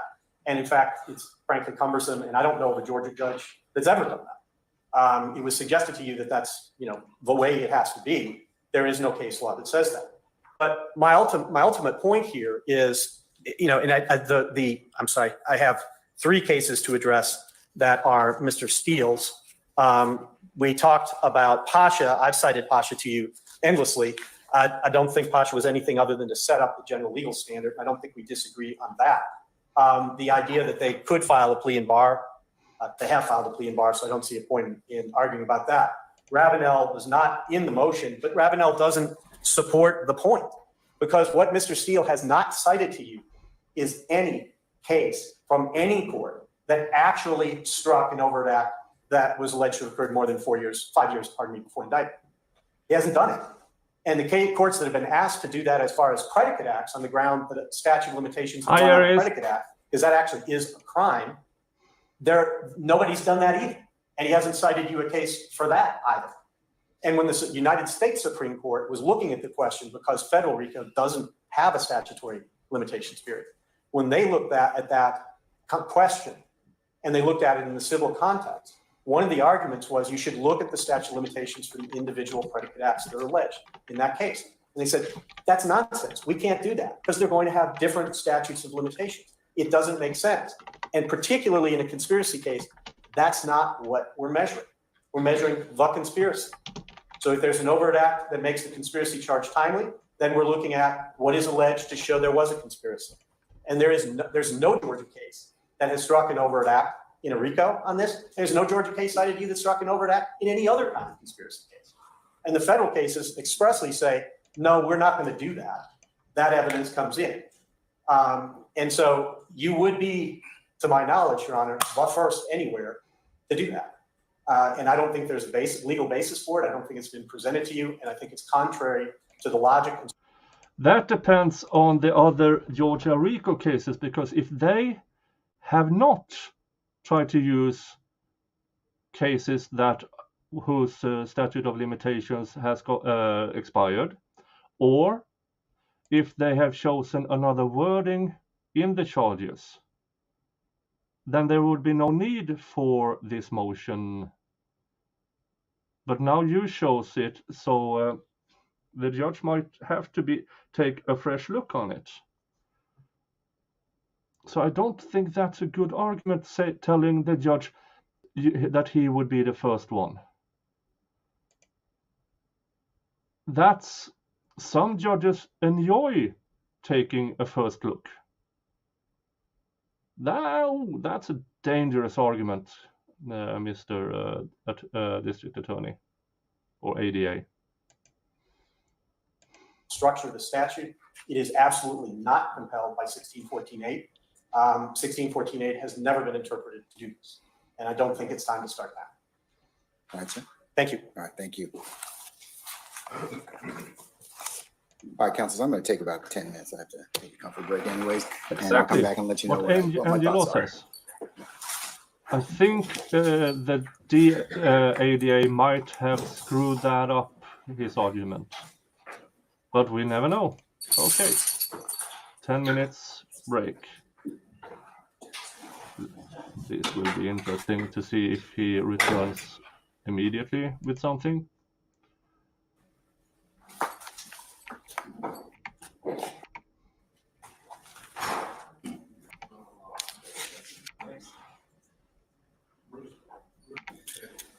All right, thank you, Deputy Ingram.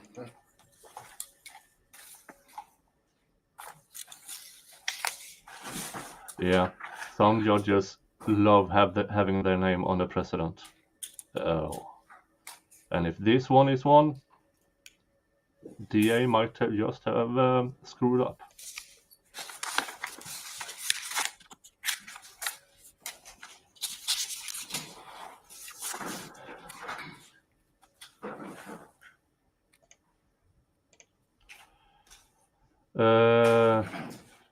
The judge in the Dinkins trial, he has a lot to consider, and I think Court TV is calculating at least 2 weeks for him to come back with a verdict, because not only does he need to reach a verdict, he needs to safeguard it for appeal as well, and the amount of screwing around and irrelevant stuff in that file that can be appellate issues are enormous.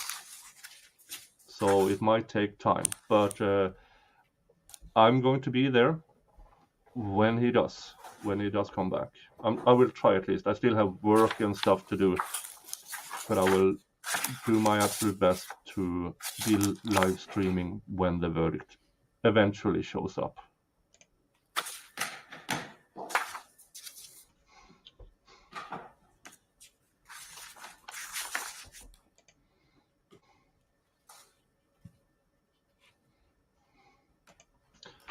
Okay, moving forward. If he starts talking anytime soon.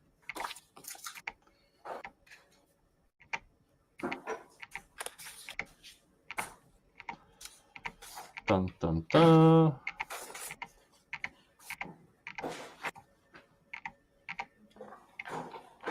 Okay, all right. The court's had an opportunity to consider defendant Jeffrey Williams et al. Everyone's motion in terms of the special demur plea and bar to strike based upon the statute of limitations. And there are two considerations here. The court is of the opinion that it is proper pursuant to Jenkins versus the state at 278 Georgia 598 that this is a proper pretrial motion to make. And if the defendant prevails on the pretrial plea and bar and statute of limitations, the charge should be dismissed.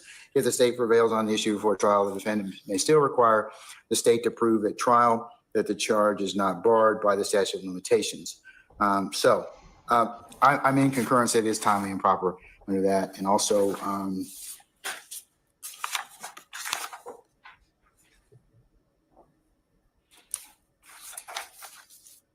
for that reason, it's the court will consider it. However, in looking at the defendant's argument in terms of the asking this court to strike counts 1 through 61 in the indictment, alleging in the special demur that this indictment be perfect in form, and that the statute of limitations be brought within the 5 years as it pertains to count 1 through 61. And their argument in terms of that counts 1 through 61 cannot support the furthering conspiratorial acts.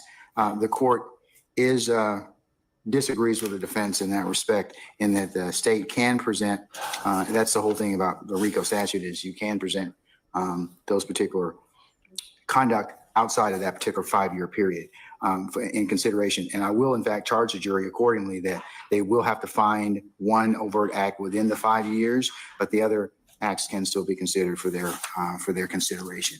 So for that reason, and for the reasons that are set forth in the state's motion, I'm going to go ahead and deny the special demur, and I'm going to deny the plea and bar joint motion to strike based on the statute of limitations. Mr. Floyd, if you prepare a suitable order, when can you get that done, sir? You still owe us. Okay, so according to how the Georgia RICO Act is written, they can say fuck all to statute of limitations. That's the judge ruling.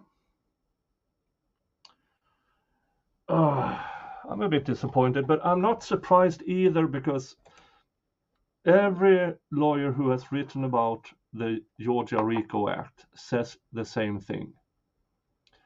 It is broader than the federal RICO Act, and it's more vague. And it's deliberately written that way so they can do stuff like this. Ignore statute of limitations just by the claim it's a criminal enterprise. Then they still have to prove everything in court. But yeah, this is, yeah. Not we can't do anything about it, because that's how the Georgia RICO Act is written, to be vague enough to say fuck all to statute of limitations. I think. I do, and I Okay. apologize. You tell me, because I'm gonna put it on our calendar. Is 2 weeks acceptable, Your Honor? That's fine, sir. Thank you. And again, thank you for accommodating my schedule and That's fine. order of motions. And That's fine. And also to Mr. Steele for doing so. All right, so if you would have that to us, and if you'll send Mr. Steele and his colleagues, of course, appropriate copy for them to comment on by the 5th of September, would that work? Yes, sir. Okay, all right. So we'll look for it at that point in time.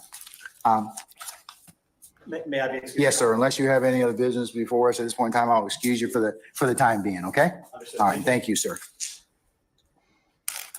Yeah. This is somewhat unfair, because the prosecution can have a team and just have different in there depending on what's going on. Okay, Mr. Steele, let me continue forward with there all the time. with a couple of the other things All that of we them. have for this afternoon, and whatever we don't exhaust, we'll pick up again on Thursday.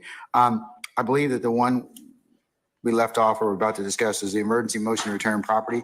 I believe that was filed on the 3rd of January, 2023. That's been satisfied, Your Honor. All right, sir. Okay, and then I believe the next one is a statutory demand for speedy trial. I don't think we need any discussion, Your Honor. I believe I filed it timely. Yes, sir. Okay, I believe that the next one is a motion for the prosecution to reveal specific jail calls they intend to introduce into evidence and to provide any and all expert reports.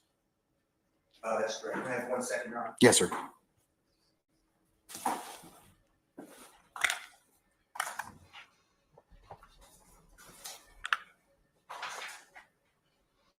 And we have passed the 2-hour mark.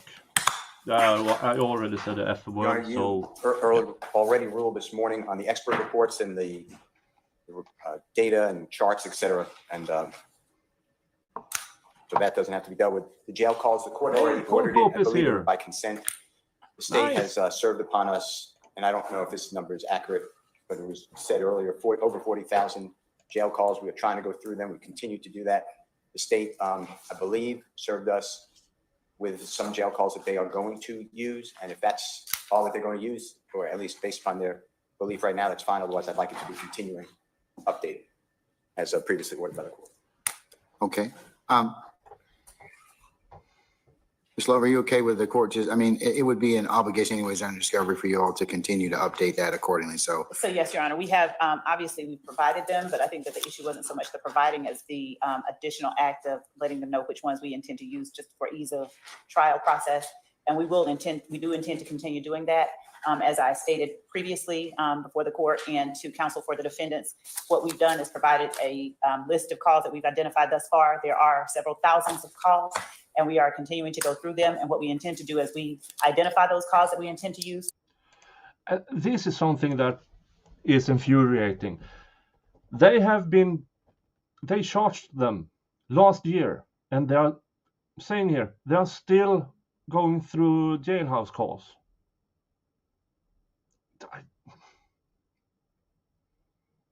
Yeah, but RICO trial, apparently, they can do this. Provide that list to the defendant. And what the state obligated itself to do prior to today was, if there are calls that we identify during the presentation of evidence and things of that nature, we would not intend to put those calls in or attempt to introduce them for at least until 2 weeks after we were able to provide to the defendant our intention to use them. So if we identify some, 12 calls today and we were in the middle of presentation of evidence, we would say we can give you all 2 weeks to review these calls. I believe that we said 1 week, but we can do 2 weeks, something that allows them the opportunity to review those specific calls. All right, madam. Okay. Mr. Steele, is that satisfactory? Yes, sir. Okay. All right. The next one is motion to prohibit witness intimidation and prosecutorial misconduct, filed on 1/10/23. Yes, sir. And I need, of course, permission. I need a witness. For that, I called the Honorable Ricky Richardson. He is not available today. He's getting me another witness who is with the prosecutors at this time, but I don't have that. He did not give me the information yet to speak to that person. So if we can further notice that, if that's okay with the court. Otherwise, I could proceed by proffer, but I assume the court would want to give it to me. And Your Honor, I believe that there are aspects of that particular motion that don't, if I'm not mistaken, that don't require the testimony from any witness. I could be wrong, but to the extent that we can make any response, or to the extent that Mr. Steele can argue any portion of it, we would ask that whatever portion of it that could be heard today is heard.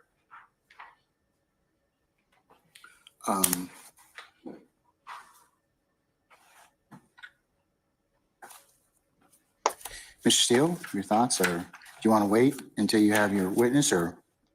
I'll do whatever the court, I'll have to proffer. I mean, it's the same announcement I just made. Okay. Yeah. One, I do. Witness intimidation in this case has previously been the prosecution saying, if you don't testify, we'll add on to your punishment if you are convicted. Yeah, they are really playing foul games, in my opinion. And it has worked. I believe there are 11 or 12 former defendants now who has agreed to testify against the rest of them. And I believe that's one of the reasons why they indicted 28 people, to play them against each other. But it's allowed. So, yeah, not much we can do about it. Yes. Why don't I wait till Thursday? If you could check with Attorney Richardson, and I'll inquire about that on the 24th. We could schedule a motion at that point. Okay. Yes, sir.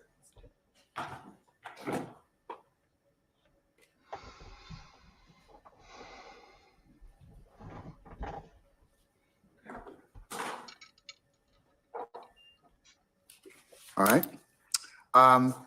Turning to motion for discovery number 4, file 11723. Yes, sir. Can you skip the Brady motion? And I'm not trying to go out of order. Did I miss one? Hold on. It doesn't matter to me. Someone.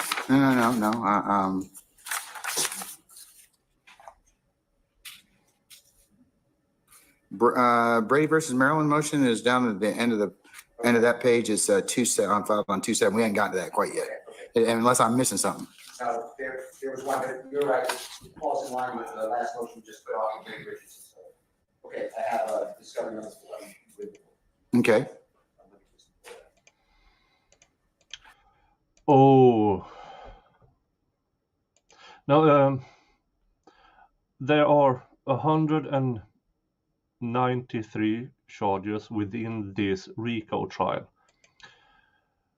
Some of the 2015 ones was never brought to trial, but they are moving it in either way into this RICO trial. So more or less, they are through RICO, they are taking a second stab at it. And I'm not sure if this particular lawyer has motioned to withdraw. I know there are lawyers who tried to withdraw after they found out they were only getting paid $15,000 for the entirety of this case, which started in May last year when they were charged, and they're still not at trial. And the trial will take 6 months. So $15,000, that's not much. So people have been trying to excuse themselves, but yeah, there are. I was listening to lead attorney because he is based in Georgia, and he's actually advised some of the female attorneys to more or less start an OnlyFans account, because that's the only way they will avoid bankruptcy. So, yeah.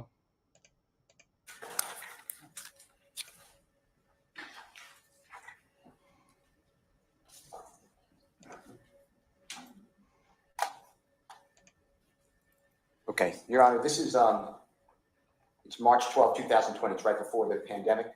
And the emergency orders came out on the 15th of March. And law enforcement officers responded to the address listed, which is 500 Bishop Street in Atlanta. There's an officer, Shingles, which is Shingles. And it was a man named Mr. Yeah, the names are amazing. You have a Love, you have a Sprinkle, you have a Short, and now this one. Chandler Durham, who said that he's the victim of a theft. His automobile and the contents of the automobile were taken. He stated that he left the engine running and the car was gone. It was a 2019 Dodge Charger. And the contents, that's a part of this case. It's in the RICO conspiracy count as well, Your Honor. I have only that report. I have no body camera.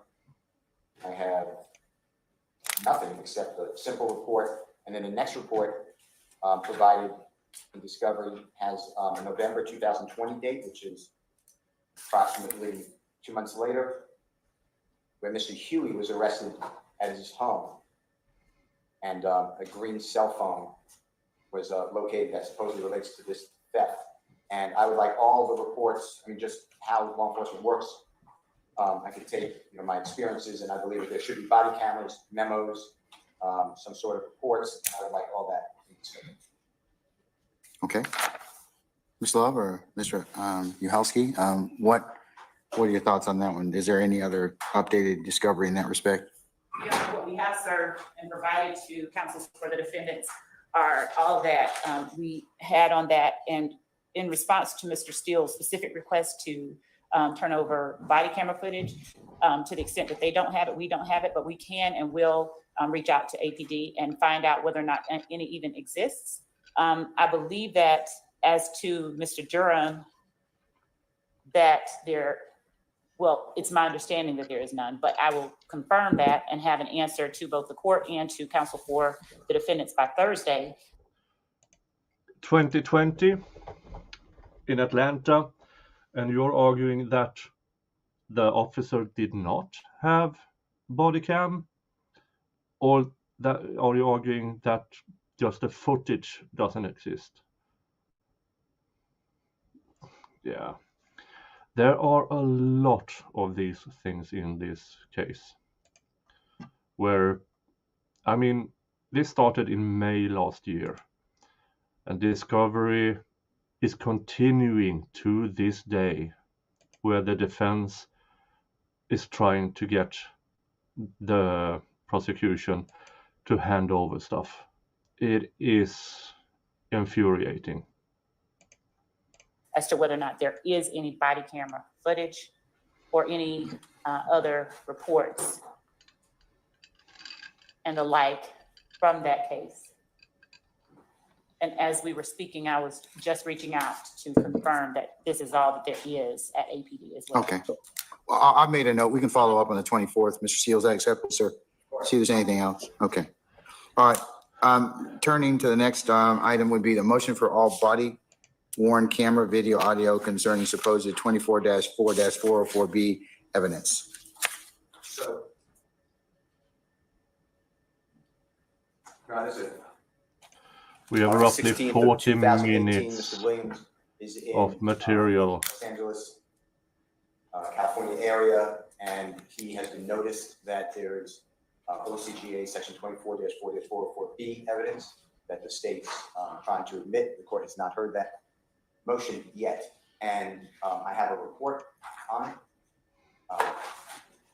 Based on information belief, there are several body cameras and potentially surveillance cameras from the happened on the street at a Dave & Buster's in a crowded area in that California, and I would like the state to give me all of the body cameras and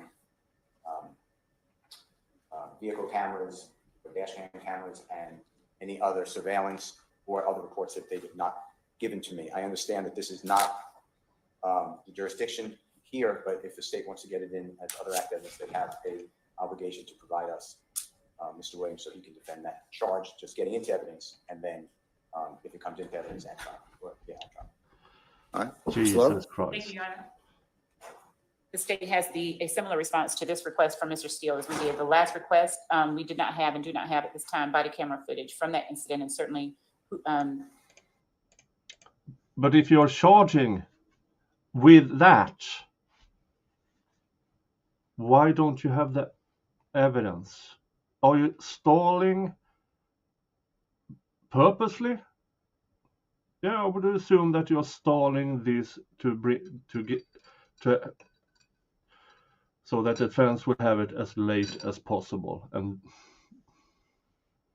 that's infuriating. They don't ask for it, and therefore they can't hand it over.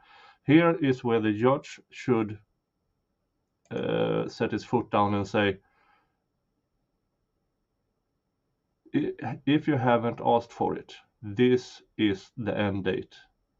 If you don't bring it in, then the charges are gone. But I assume that won't happen.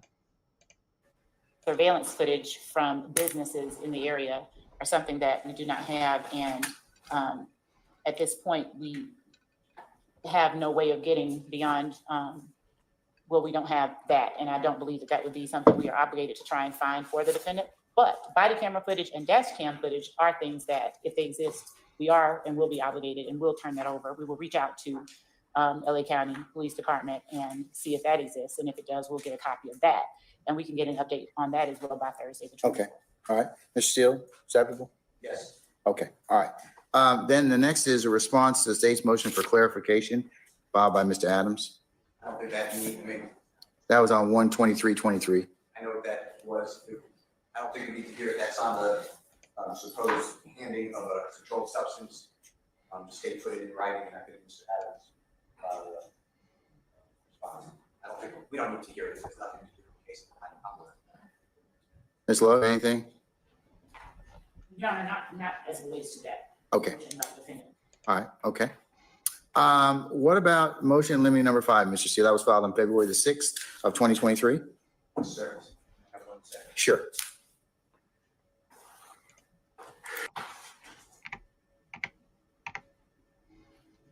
Your Honor, I'd like the court to consider a ruling the following evidence not admissible at trial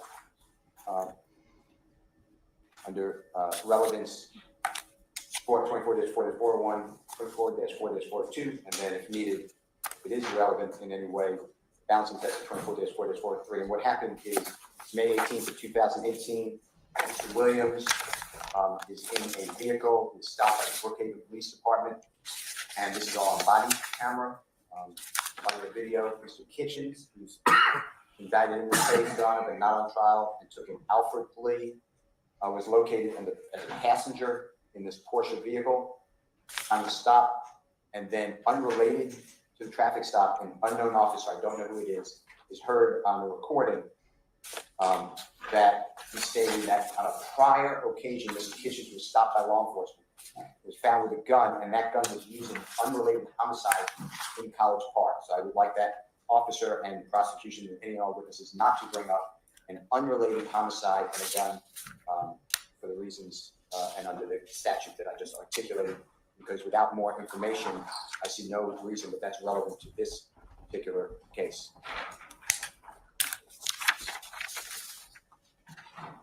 All right, Ms. Love, any argument or disagreement to the contrary? Your Honor, Mr. Yupelski will be handling that. All right, sir, Mr. Yelsky, go ahead. Your Honor, this is going to be evidence that potentially still could be relevant in the trial of this case. We don't know that a ruling on excluding it is proper at this point because we're not in the evidence and the court is not equipped to make a decision. There are still circumstances under which this testimony or this evidence could come up.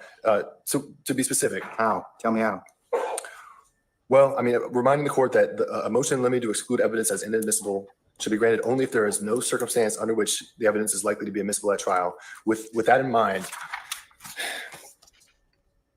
there remain circumstances in which the subject comment about the officer's prior encounter with Kitchens could be relevant for example, a foundation for identification, his dealing with Kitchens before, or to explain his actions. There's just not enough in front of the court to categorically exclude that evidence. And the state is not going to put forward inadmissible evidence at trial.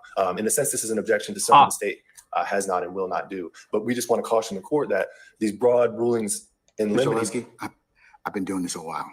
Okay? Believe me. From your perspective, you don't want to introduce inadmissible evidence, but you certainly want to put this, put the court and your colleagues in the best position for me to be able to rule upon that. I would say to you that if this type of evidence it falls under the category of it depends, but if it's unrelated, unless it becomes relevant, then why would it would need to be considered by the court? So I mean, without you telling me more, it may come in for another reason, but I would think that you would probably let me know that before you call that witness, right? Yes, Your Honor. I apologize for interrupting, but I wanted to make certain That's the court is aware. Thank you, Judge. At this time, we do not anticipate that information will be coming in at trial at all. What Mr. Uhelski was doing was simply asking the court to not ban or bar that information under all circumstances. Oh, I won't. But Mr. Uhelski, I would just kind of remind you and caution you that your witnesses shouldn't bring up an unrelated homicide without first me hearing about it. You know what I mean? Because it would not be, it has very limited, it may or may not be admissible. So all I'm asking you to do is, and I think Mr. Steele's asking you to do, is not to bring that up unless it's cleared by me, because it could be a violation 401, 402, and 403. And what we will do, Your Honor, is that if circumstances are made known to us that make that information relevant, we will reach out to Mr. Steele, to counsels for the defendants, and to the court, and immediately advise all parties and the court of the same.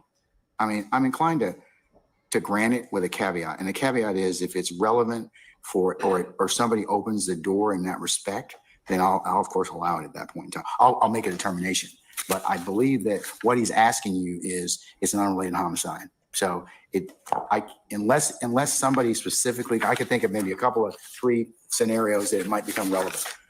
I know that we will revisit that particular issue at that point in time. So Mr. Steele, Do you concur with that? All right, so Mr. Lesky, I'm going to grant it in form only, but understand if the door gets open or your evidentiary posture changes, you can certainly ask me to revisit that to defendant's motion number 5, and I will take that up outside the presence and hearing of the jury and give you the opportunity to fully flush that out. Okay? Thank you, Your Honor. And All right. would the court accept a proposed order that we Sure. give to Mr. Sealand? Yes, absolutely. Proper. It's unrelated now. We don't know if it's related later. Yeah. All right, motion eliminating number 6.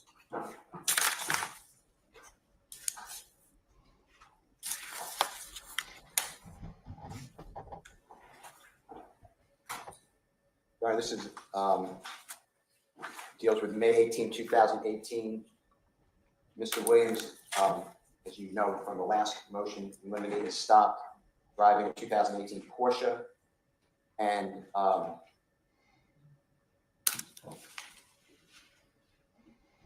while stopped at a second vehicle, 2018 Dodge Charger, was stopped by Brookhaven Police Department Officer Fikes, which is F-I-K-E-S, and supposedly located in that Charger vehicle was an AK-47, quantity of marijuana, other potential contraband, and the Dodge, Mr. Williams was not in the Dodge Charger, not the owner of that Dodge Charger, and the state, excuse me, not the state, the prosecutor, the police, say on the body cam that the vehicles were driving near each other, and what I'd like, unless there's, again, and I understand the court's ruling, but the same thing, unless it becomes relevant and somehow ties Mr. Williams or other supposed co-conspirators in this case to that weapon or contraband, I would ask the Honorable Court to again order the evidence located in the Dodge Charger not come into evidence in this case unless it becomes relevant under 401, 402, and then pass a bouncing test under 403. So it's the same type of request, understanding that everything is subject to change if it becomes relevant. That's that motion.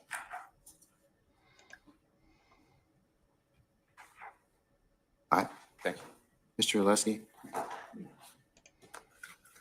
You I'm sorry. Thank Go ahead. you, Your Honor. This is the same traffic stop we were just talking about. This is a May 18, 2018 speeding stop. Williams is in one car. Another vehicle closely following Williams' car containing 4 people with high capacity weapons with high capacity magazines, AK-47, 30 rounds, etc. They're traveling in tandem. Mr. Williams is asking to exclude evidence from one car because he wasn't in that car, but the circumstances of the stop make a very ample connection between Mr. Williams and the other occupants of the vehicle following the other car. According to the police report, the occupants of the Dodge Charger that Mr. Williams was not in openly discussed how they work for a rapper named Young Thug, who is Jeffrey Williams, the driver of the Porsche. Williams is asking the officers about his friends in the other vehicle and acknowledging that they all know each other.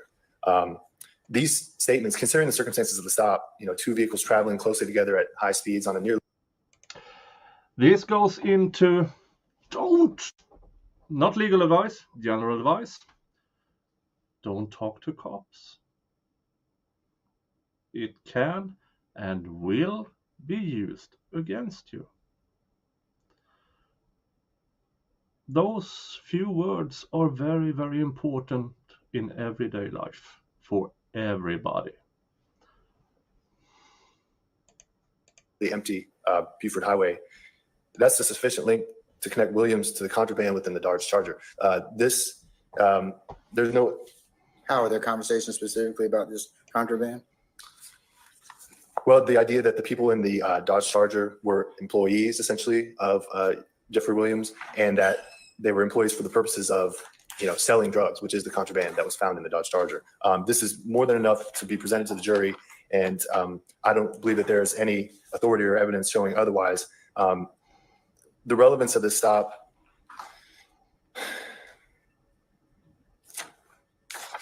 is a question of the weight, not the admissibility of these contraband items. To just say in totality, all the stuff found in the car right behind has to go out, that is a broad request, and we believe it's premature at this time. Again, it is a question of the weight of what the witnesses and the evidence are going to be to the jury, rather than just the straight up admissibility alone of it based on the current posture of the case at this time.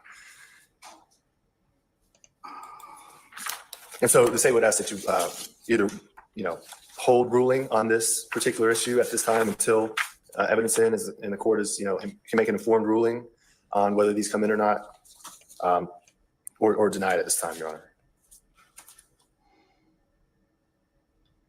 So you're saying to me, evidence is going to be presented in this case. You got two cars that are stopped at the same time. They're driving in tandem, and potentially you got some weapons and drugs and other contraband in the car that Jeffrey Williams is not driving. Is that correct? That's correct. All right.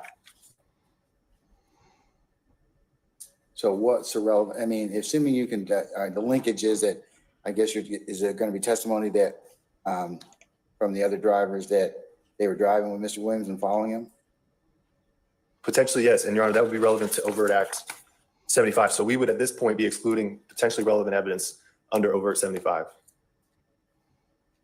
Is there going to be, are you going to present some evidence tying those two that like you said earlier, that the conversations are going to be yield that Mr. Williams' colleagues were in that other car? Is that what you're saying? That is correct. We do anticipate evidence of that. And what's the conversation going to tie specifically these weapons and drugs to? What were they going to do with those? Was there any conversation there in respect to? Well, they didn't say too much about the purpose of the contraband to the officers when they were pulled over, but we believe that there is a, Dan, I'm sorry, I didn't mean to cut you off. Did you complete your thought?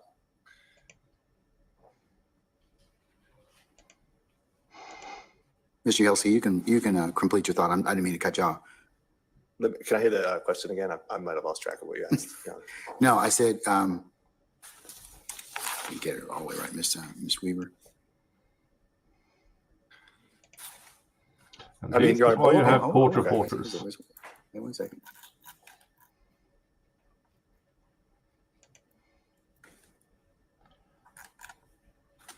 I didn't get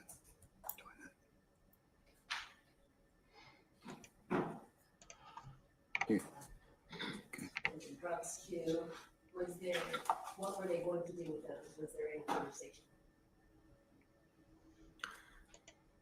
Well, there were statements both from the Porsche occupants as well as the Dodge Charger occupants. Again, they were both traveling at a high speed in tandem.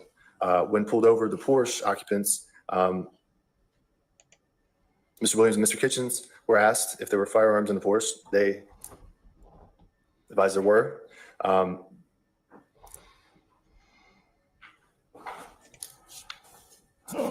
This is a And then the Dodge Charger at this point emits an odor of marijuana. The occupants are removed from the vehicle, and conversations ensue.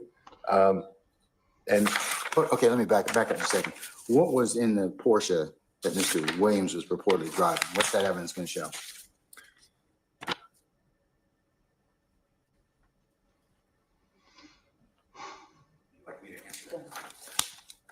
Guns. Okay, so there are guns in Mr. Williams' car, right? Is that what you say the evidence is going to show me, or show the fact finder? Yeah, we believe there's going to be guns and drugs that are going to come out. Okay, Mr. Williams' car. Okay, the issue for the court is still, I mean, you've got to be able to show some linkage in terms of, okay, just because two cars are traveling down the road going the same direction, what you find in another car is on them, unless they say, hey, I'm carrying these weapons for Jeffrey Williams, or drugs for Jeffrey Williams. Was there any type of admission or conversation to that effect? 1 second. Or any predicate to that effect? Or is that what you're? Well, the occupants of the Dodge Charger openly discussed how they work for Young Thug, and with the firearms found in the Porsche and the drugs, the officer's experience led him to conclude that this was a matter of how drugs are moved when they're being sold. But those might be okay. I might work for somebody, but that doesn't necessarily mean that those guns and drugs in that car belong to that particular individual. They may belong to me. I mean, the driver of that particular vehicle. Phrasing. The judge is making this ADA work for his That's the court's salary. concern. I mean, and Mr. I mean, I'll.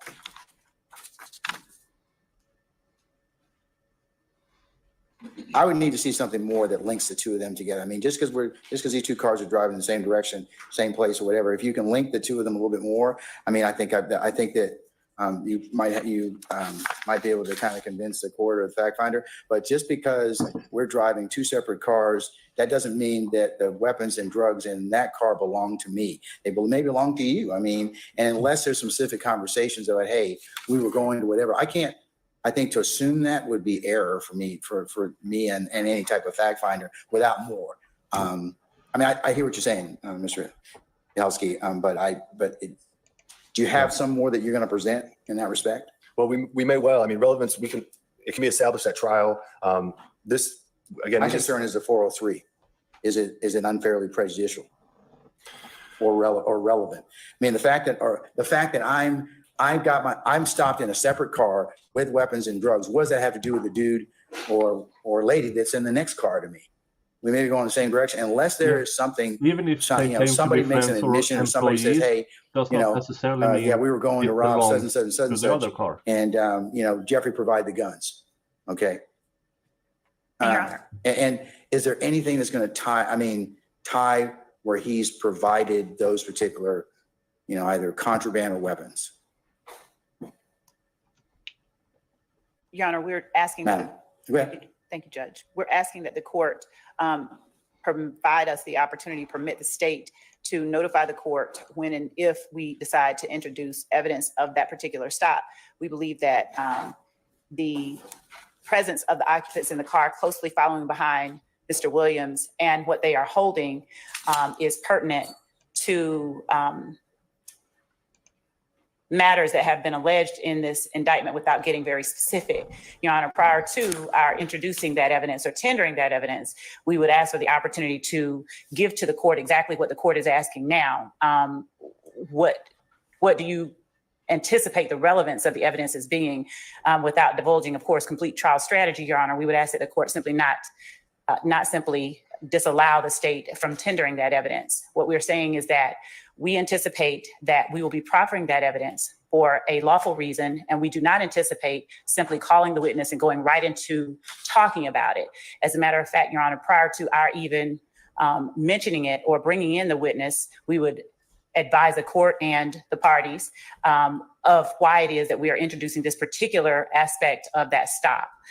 We believe that it is relevant in more than one way, and we would just ask that the court at this time not grant defendant's motion to exclude evidence that we believe is relevant to the defendant's position within an organization and his role within the organization and the role of other parties that perhaps have not been named in this indictment to that organization. Here's what I'll do for the time being. I'm going to defer ruling on it, but I want the state to be perfectly clear that before this evidence comes in, you need to show some linkage because at this point in time, it could be more prejudicial than probative in the sense that just because two cars are driving in the same direction with differing contraband and or weapons doesn't necessarily mean that one of those provided the contraband or weapons to the other without something more tying them together. And so I'm just concerned that without more, potentially you may have some 403 challenges, but I'd like to hear more on that. So I'm going to mark it as, I'm just going to reserve ruling on it. Thank you, Your Honor. And we completely concur that on its face alone, we would not be attempting to draw that kind of an inference. All right. Okay. Thank you. All right. Thank you, counsels. Good ruling. Okay. Motion. I'm sorry, Mr. Steele. Okay, that's correct. One big thing, just so the court knows and the record reflects. If I may. Sure. Yes. Okay, so the stop of Mr. Williams' vehicle you asked about On the 18th of May, 2018. with Mr. Kitchen, there's two firearms in the car. There's no contraband. Which car? Porsche. Okay. All right. There's no contraband. There's no drugs. The two guns were cleared by law enforcement. They're lawful. They were given back to Mr. Williams, given back to Mr. Kitchens. Mr. Williams was free to go. He was released. The other people were maybe arrested, but not Mr. Williams or Mr. Kitchens. So the prosecutor's statement, there were drugs in Mr. Williams' car, not true. In addition to that, the prosecutor stated to the Honorable Court that these people in the charge were employees to sell drugs. That's not true. There's nothing on it. I've listened to every body count. That is not true. There's no evidence of that. There's no charge of that. And in Overt Act number 75, what the prosecutor said is charge, it has nothing to do with drugs. So I understand your ruling. You're excluding it you're deferring it, but you're excluding it until the state of Georgia presents evidence that is relevant. But I wanted you to understand the proffer was inaccurate. I'm just going to defer ruling on that. I mean, I understand where you're heading. It's just, I share the concern, but I'm going to wait and let the state, before they offer that, it's tied together. And then I still have to do a 403 analysis under that. Thank you. Thank you. Okay. And Your Honor, thank you. Thank you, because I understood the court to say you're simply deferring, not No, excluding. defer. I'm not. Yeah, Okay, I'm not. thank you. Yes, ma'am. Okay. All right, counsels, Mr. Steele in particular, motion is press number 7 filed on 2/6/23. Yes, Your Honor. That needs witnesses, and that's exactly the stop. You're challenging the stop of Mr. Williams' vehicle. So the state doesn't have witnesses. Your Honor, we are still attempting to secure those, and I believe that we can have them by Thursday, but I will let the court know with certainty before the end of today.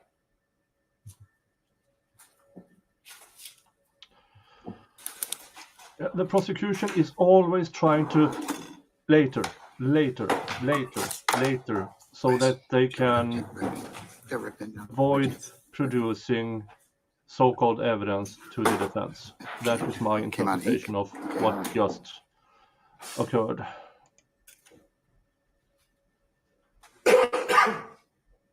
I'm going to inquire on the 24th of August as to witnesses, or I'm not be prepared if you want to argue that so they will rehear some of it on a later witnesses would be available. date. Thank you, Judge. Okay, motion limiting number 6. Motion to discover number 6? No, motion in limiting number 6, sir. I believe that's what we just discussed. That's the one that we just discussed, Your Honor, about the Dodge Charger and the having found Dodge Charger. And you deferred ruling on Hold on. it needs to bring in evidence to show why it connects to these 403.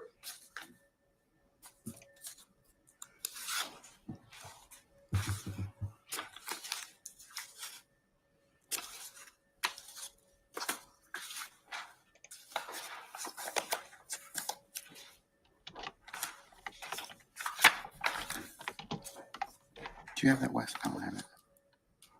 Number 6.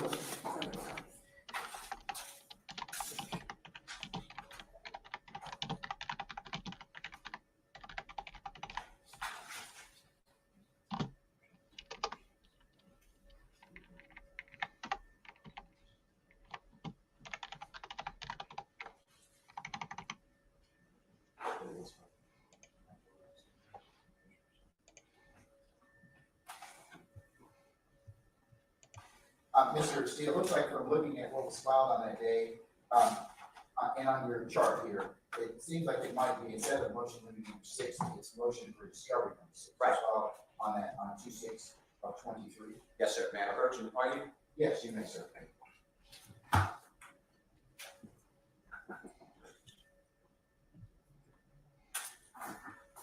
So, Your Honors, the court knows you'll be hearing a wiretap suppression motion in this case, but the state did give us discovery to Title III, and there are summaries on that, what I call line sheets. I'd like to show this on the court. I gave it to prosecution. If I could just, when they're done, any objection hearings to the on the court.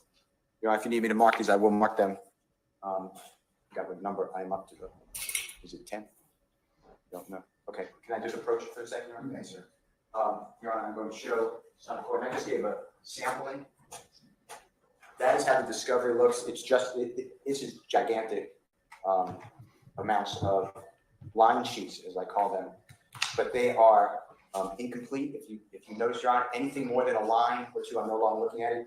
It just stops. Are you referring to the line that says synopsis? Exactly. And it just says target, tells caller to go to shoot, and she tells him she's from the car, and she's behind, and say target tells her he's a location marks 1,000 CA. And then it should end. And It ends. yeah, and Hi, that- did you're gonna you? see that throughout. So we use those to determine whether the call is pertinent, not pertinent. If it's a call we want to look at, that's why we get it in the discovery. We also use it for things to challenge, like there's not proper minimization, and those notes don't just end. It's just the way it was given to us in discovery. So like the Honorable Court's reporter, I emailed the prosecution on Saturday, January 14, 2023, to advise of this issue, and I've never gotten it straight. I'm not saying they're not trying to get it straight, but we couldn't get it. Who is the proponent of this particular information? else, you know? The proponent of the actual calls that are on there. Yeah, who's actually putting it there? So Judge, what's happening is that there are several calls that are captured on this T3. And what you see, what the notes that Mr. Steele refers to, right, Judge, those notes are made by various parties who are listening to the calls. And we contend that they are not material or pertinent to this case itself, because there are sometimes when a person who is listening to a call thinks that the call itself is not pertinent. And as it turns out, it's very pertinent, but they just don't know the scope or the case itself. And they have made an improper judgment call as to what, the relevance is of the particular call, unless they are actually working on the case. They're simply putting their notes down, their impressions. Yes, so, right, yes, Your Honor. Is there anything more about, it's not discussed often, is it just due to the number of characters? Is there another, like for some tables, you can, kind of expand the sticker box and include more? What is the, So for the, I'm just inquiring about that. So. Okay, so the medium that we hold those calls on, the prosecutor's office hold those calls on, affords us the access that counsels for the defendant has. We can't expand it anymore. We can't do it anymore. It's my understanding that you would have to be on the machine that actually captured the calls originally to expand or to look at more than what we can see now. We can only see what Mr. Steele can see and what other counsels for the defendant can see. We don't have anything that allows us to expand and look at the rest of it. I do know that the capturing machine has the capability, I think, to expand that out, but I do not know how to capture the data in such a manner that allows us access to or an opportunity to look at everything that is written. My understanding is that it's character, the number of characters rather, that is limited in that line description of the listener's opinions of the call. So if I hear you correctly, it doesn't make a difference if it's on the actual machine or if it's transmitting. Is there a character limitation? I don't think there's a character limitation on the machine at APD or with the feds or whoever captured the calls. I don't think that there is a character limitation on the original machine, but when they give it to us in the form that we had it and in the form that we gave it to the defendants, there is a character limit in that field. Is there any way to just inquire so that you can get it in the format? Yes, I can inquire and I will inquire. We just didn't have it, and the only way that we knew of to date to look at it was to go down. To click the audio or Yeah. It would be helpful. I mean, we all have a lot of calls, so it would be helpful certainly if you had.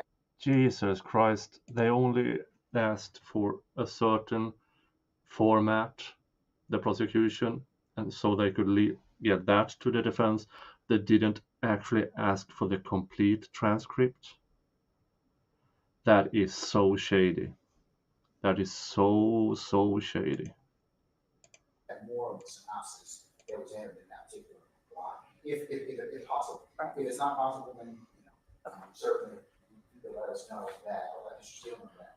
I will definitely look at that, Your Honor, and I will also say that as long as we are clear that what is written in that block is not always properly reflective of what's in the call itself. Either way, I have no problem. Well, kind of unless you have a transcript that goes on, we really never know what's in. I mean, if they don't have a good questions from the judge here, because if they claim this was in the recording, but they can't get the entirety of the transcript out, then in my opinion, nothing of that should be allowed in. Nothing, because it's incomplete. And then the text of the conversation as you listen, audio-wise, might be more important. But you never know unless you listen to unless there's a transcript of that particular call or you listen to that particular call. I'm inclined to go. I'd ask the state to go ahead and see if there's another format where that synopsis is greater. And if there is one, we can see about then produced. If not, you're in the same position the state's in. Have to listen to the text of. I think you have to listen to the text of the call anyway, because the synopsis may not marry with the text of the call and is recorded either not relevance or relevance. So that goes to the other issue that you're going to have to rule upon. Were the people who are doing the listening actually instructed appropriately to know what to listen for minimization? And I've done other wiretap cases, and I've never had a situation where we don't get exactly what the notes say. That's the reason. So it's multi-tiered issues, but if they exist on the actual machine, we can go over to the machine. There should be no issue with that. So, who were the wiretaps taken by? That's something to have a conversation with them, but I'm gonna wiretap. So there are two responses to what Mr. Steele has said. I believe that we've already litigated the issue of minimization. I'll confirm that. But as to the court's question as to who, is the court asking who listened or who captured the calls? Yes. Well, multiple agencies were worked together at the same terminal to capture the calls. How is that's not the defense problem? You are trying to make a you problem to a their problem. No, it's your problem. Jesus Christ. If you can't. And we believe that it was the defendant Greer's challenge to the wiretap evidence where this issue of minimization was litigated. It did not I happen. don't know. I know so I'm not gonna ask you. Call upon rule upon that. Okay, we very well could be mistaken there.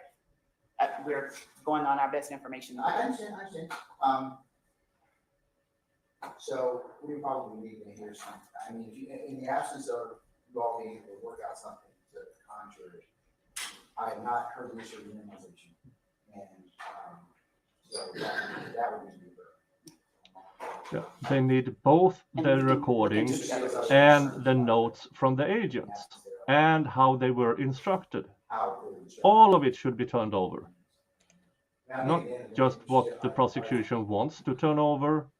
Are you asking this court for some other type of remedy as a result? Because here's the thing, you got the audio, you got the audio. I mean, I have the audio. Still gonna have to listen to it. I still think It's a rule of completion. If you can't have a complete transcript with notes and instructions, how it's resolved, what are you asking? it's out. It should be out. Under discovery Under normal rules. and then it'll flow into This motions. is I'd a like RICO to trial. see the complete information. I'm getting like a half a report. Or I don't know if it's half, I'm getting a incomplete report. So if I can look at the entire report, it would help me on many levels. And yes, I do have the calls, and we've listened to the calls, but it doesn't go to your court's going to have to one day make an analysis on a motion that's going to be brought by someone else who is standing in the wiretap. But I'm also interested in that. So I'd like to. Well, wouldn't the audio be the highest and best evidence of what was said and not what was written in the text box? I mean, right, but there's a training component to it that you're going to have to rule on was it proper minimization. Okay, at the end of the day, minimization does nothing for completeness because the completeness aspect of the audio. If you got all the audio, that would be really the issue.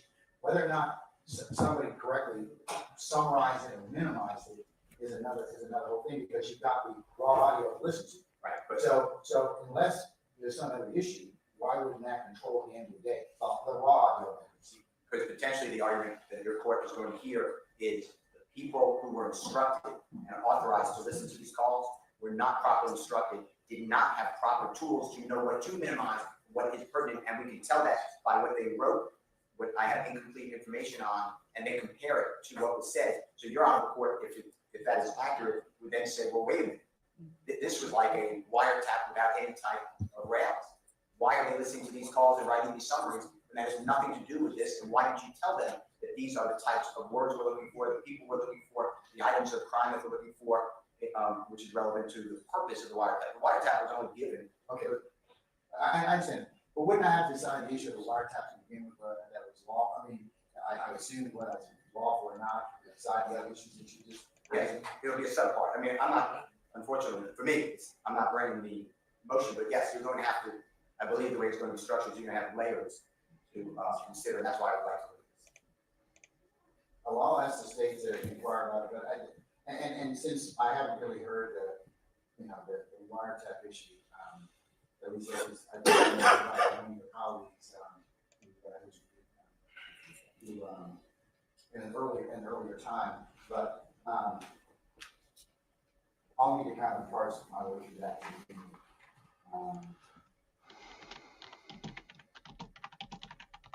Because the court's still kind of at a loss as to what you're asking me to do. I mean, I think that it's clear you get the wiretaps admissible, you get the audio, for discovery purposes. The whole act of immunization, at the end of the day, of course, if I'm called to one, I will, but I would tell you, just like any other tape or transcript conversation, you tell the juries what this, they're supposed to listen to the audio, not rely on the transcript. And the audio is a more complete version of what was actually said. So, I probably need to get more on that before I kind of make a final ruling as to that, but, if they give you the raw audio and you have that, I think and it's not missing or not incomplete, you can certainly take over the evidence. I think I understand. So I'll ask the state to see if they follow that up. I'll come back on 24th and we can see if there's any other things about the minimization. And then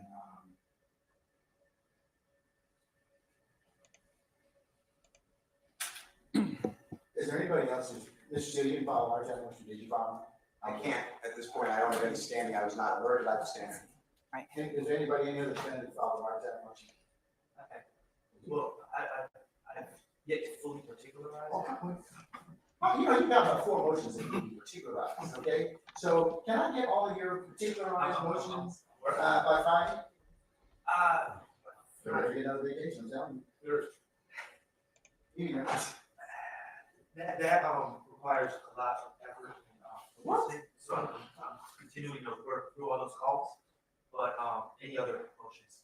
When do you think you'll be finished with it? Because I mean, that certainly would be important. At least to kind of fill out any other skill actions. So when do you think you'll get particularized by?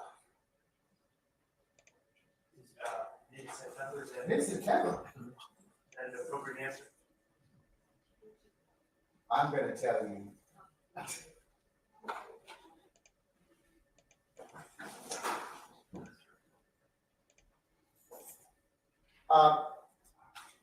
I'll give you to the 5th of September, okay?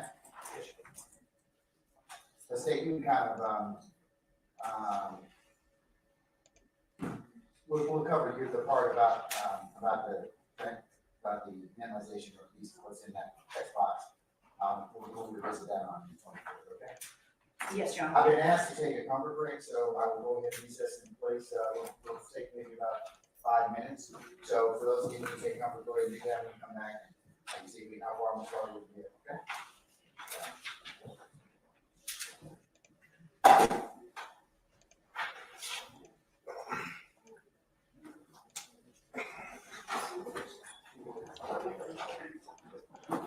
All right, I think that is enough for today regarding the pre-trial motions that is occurring in the Young Thug trial case.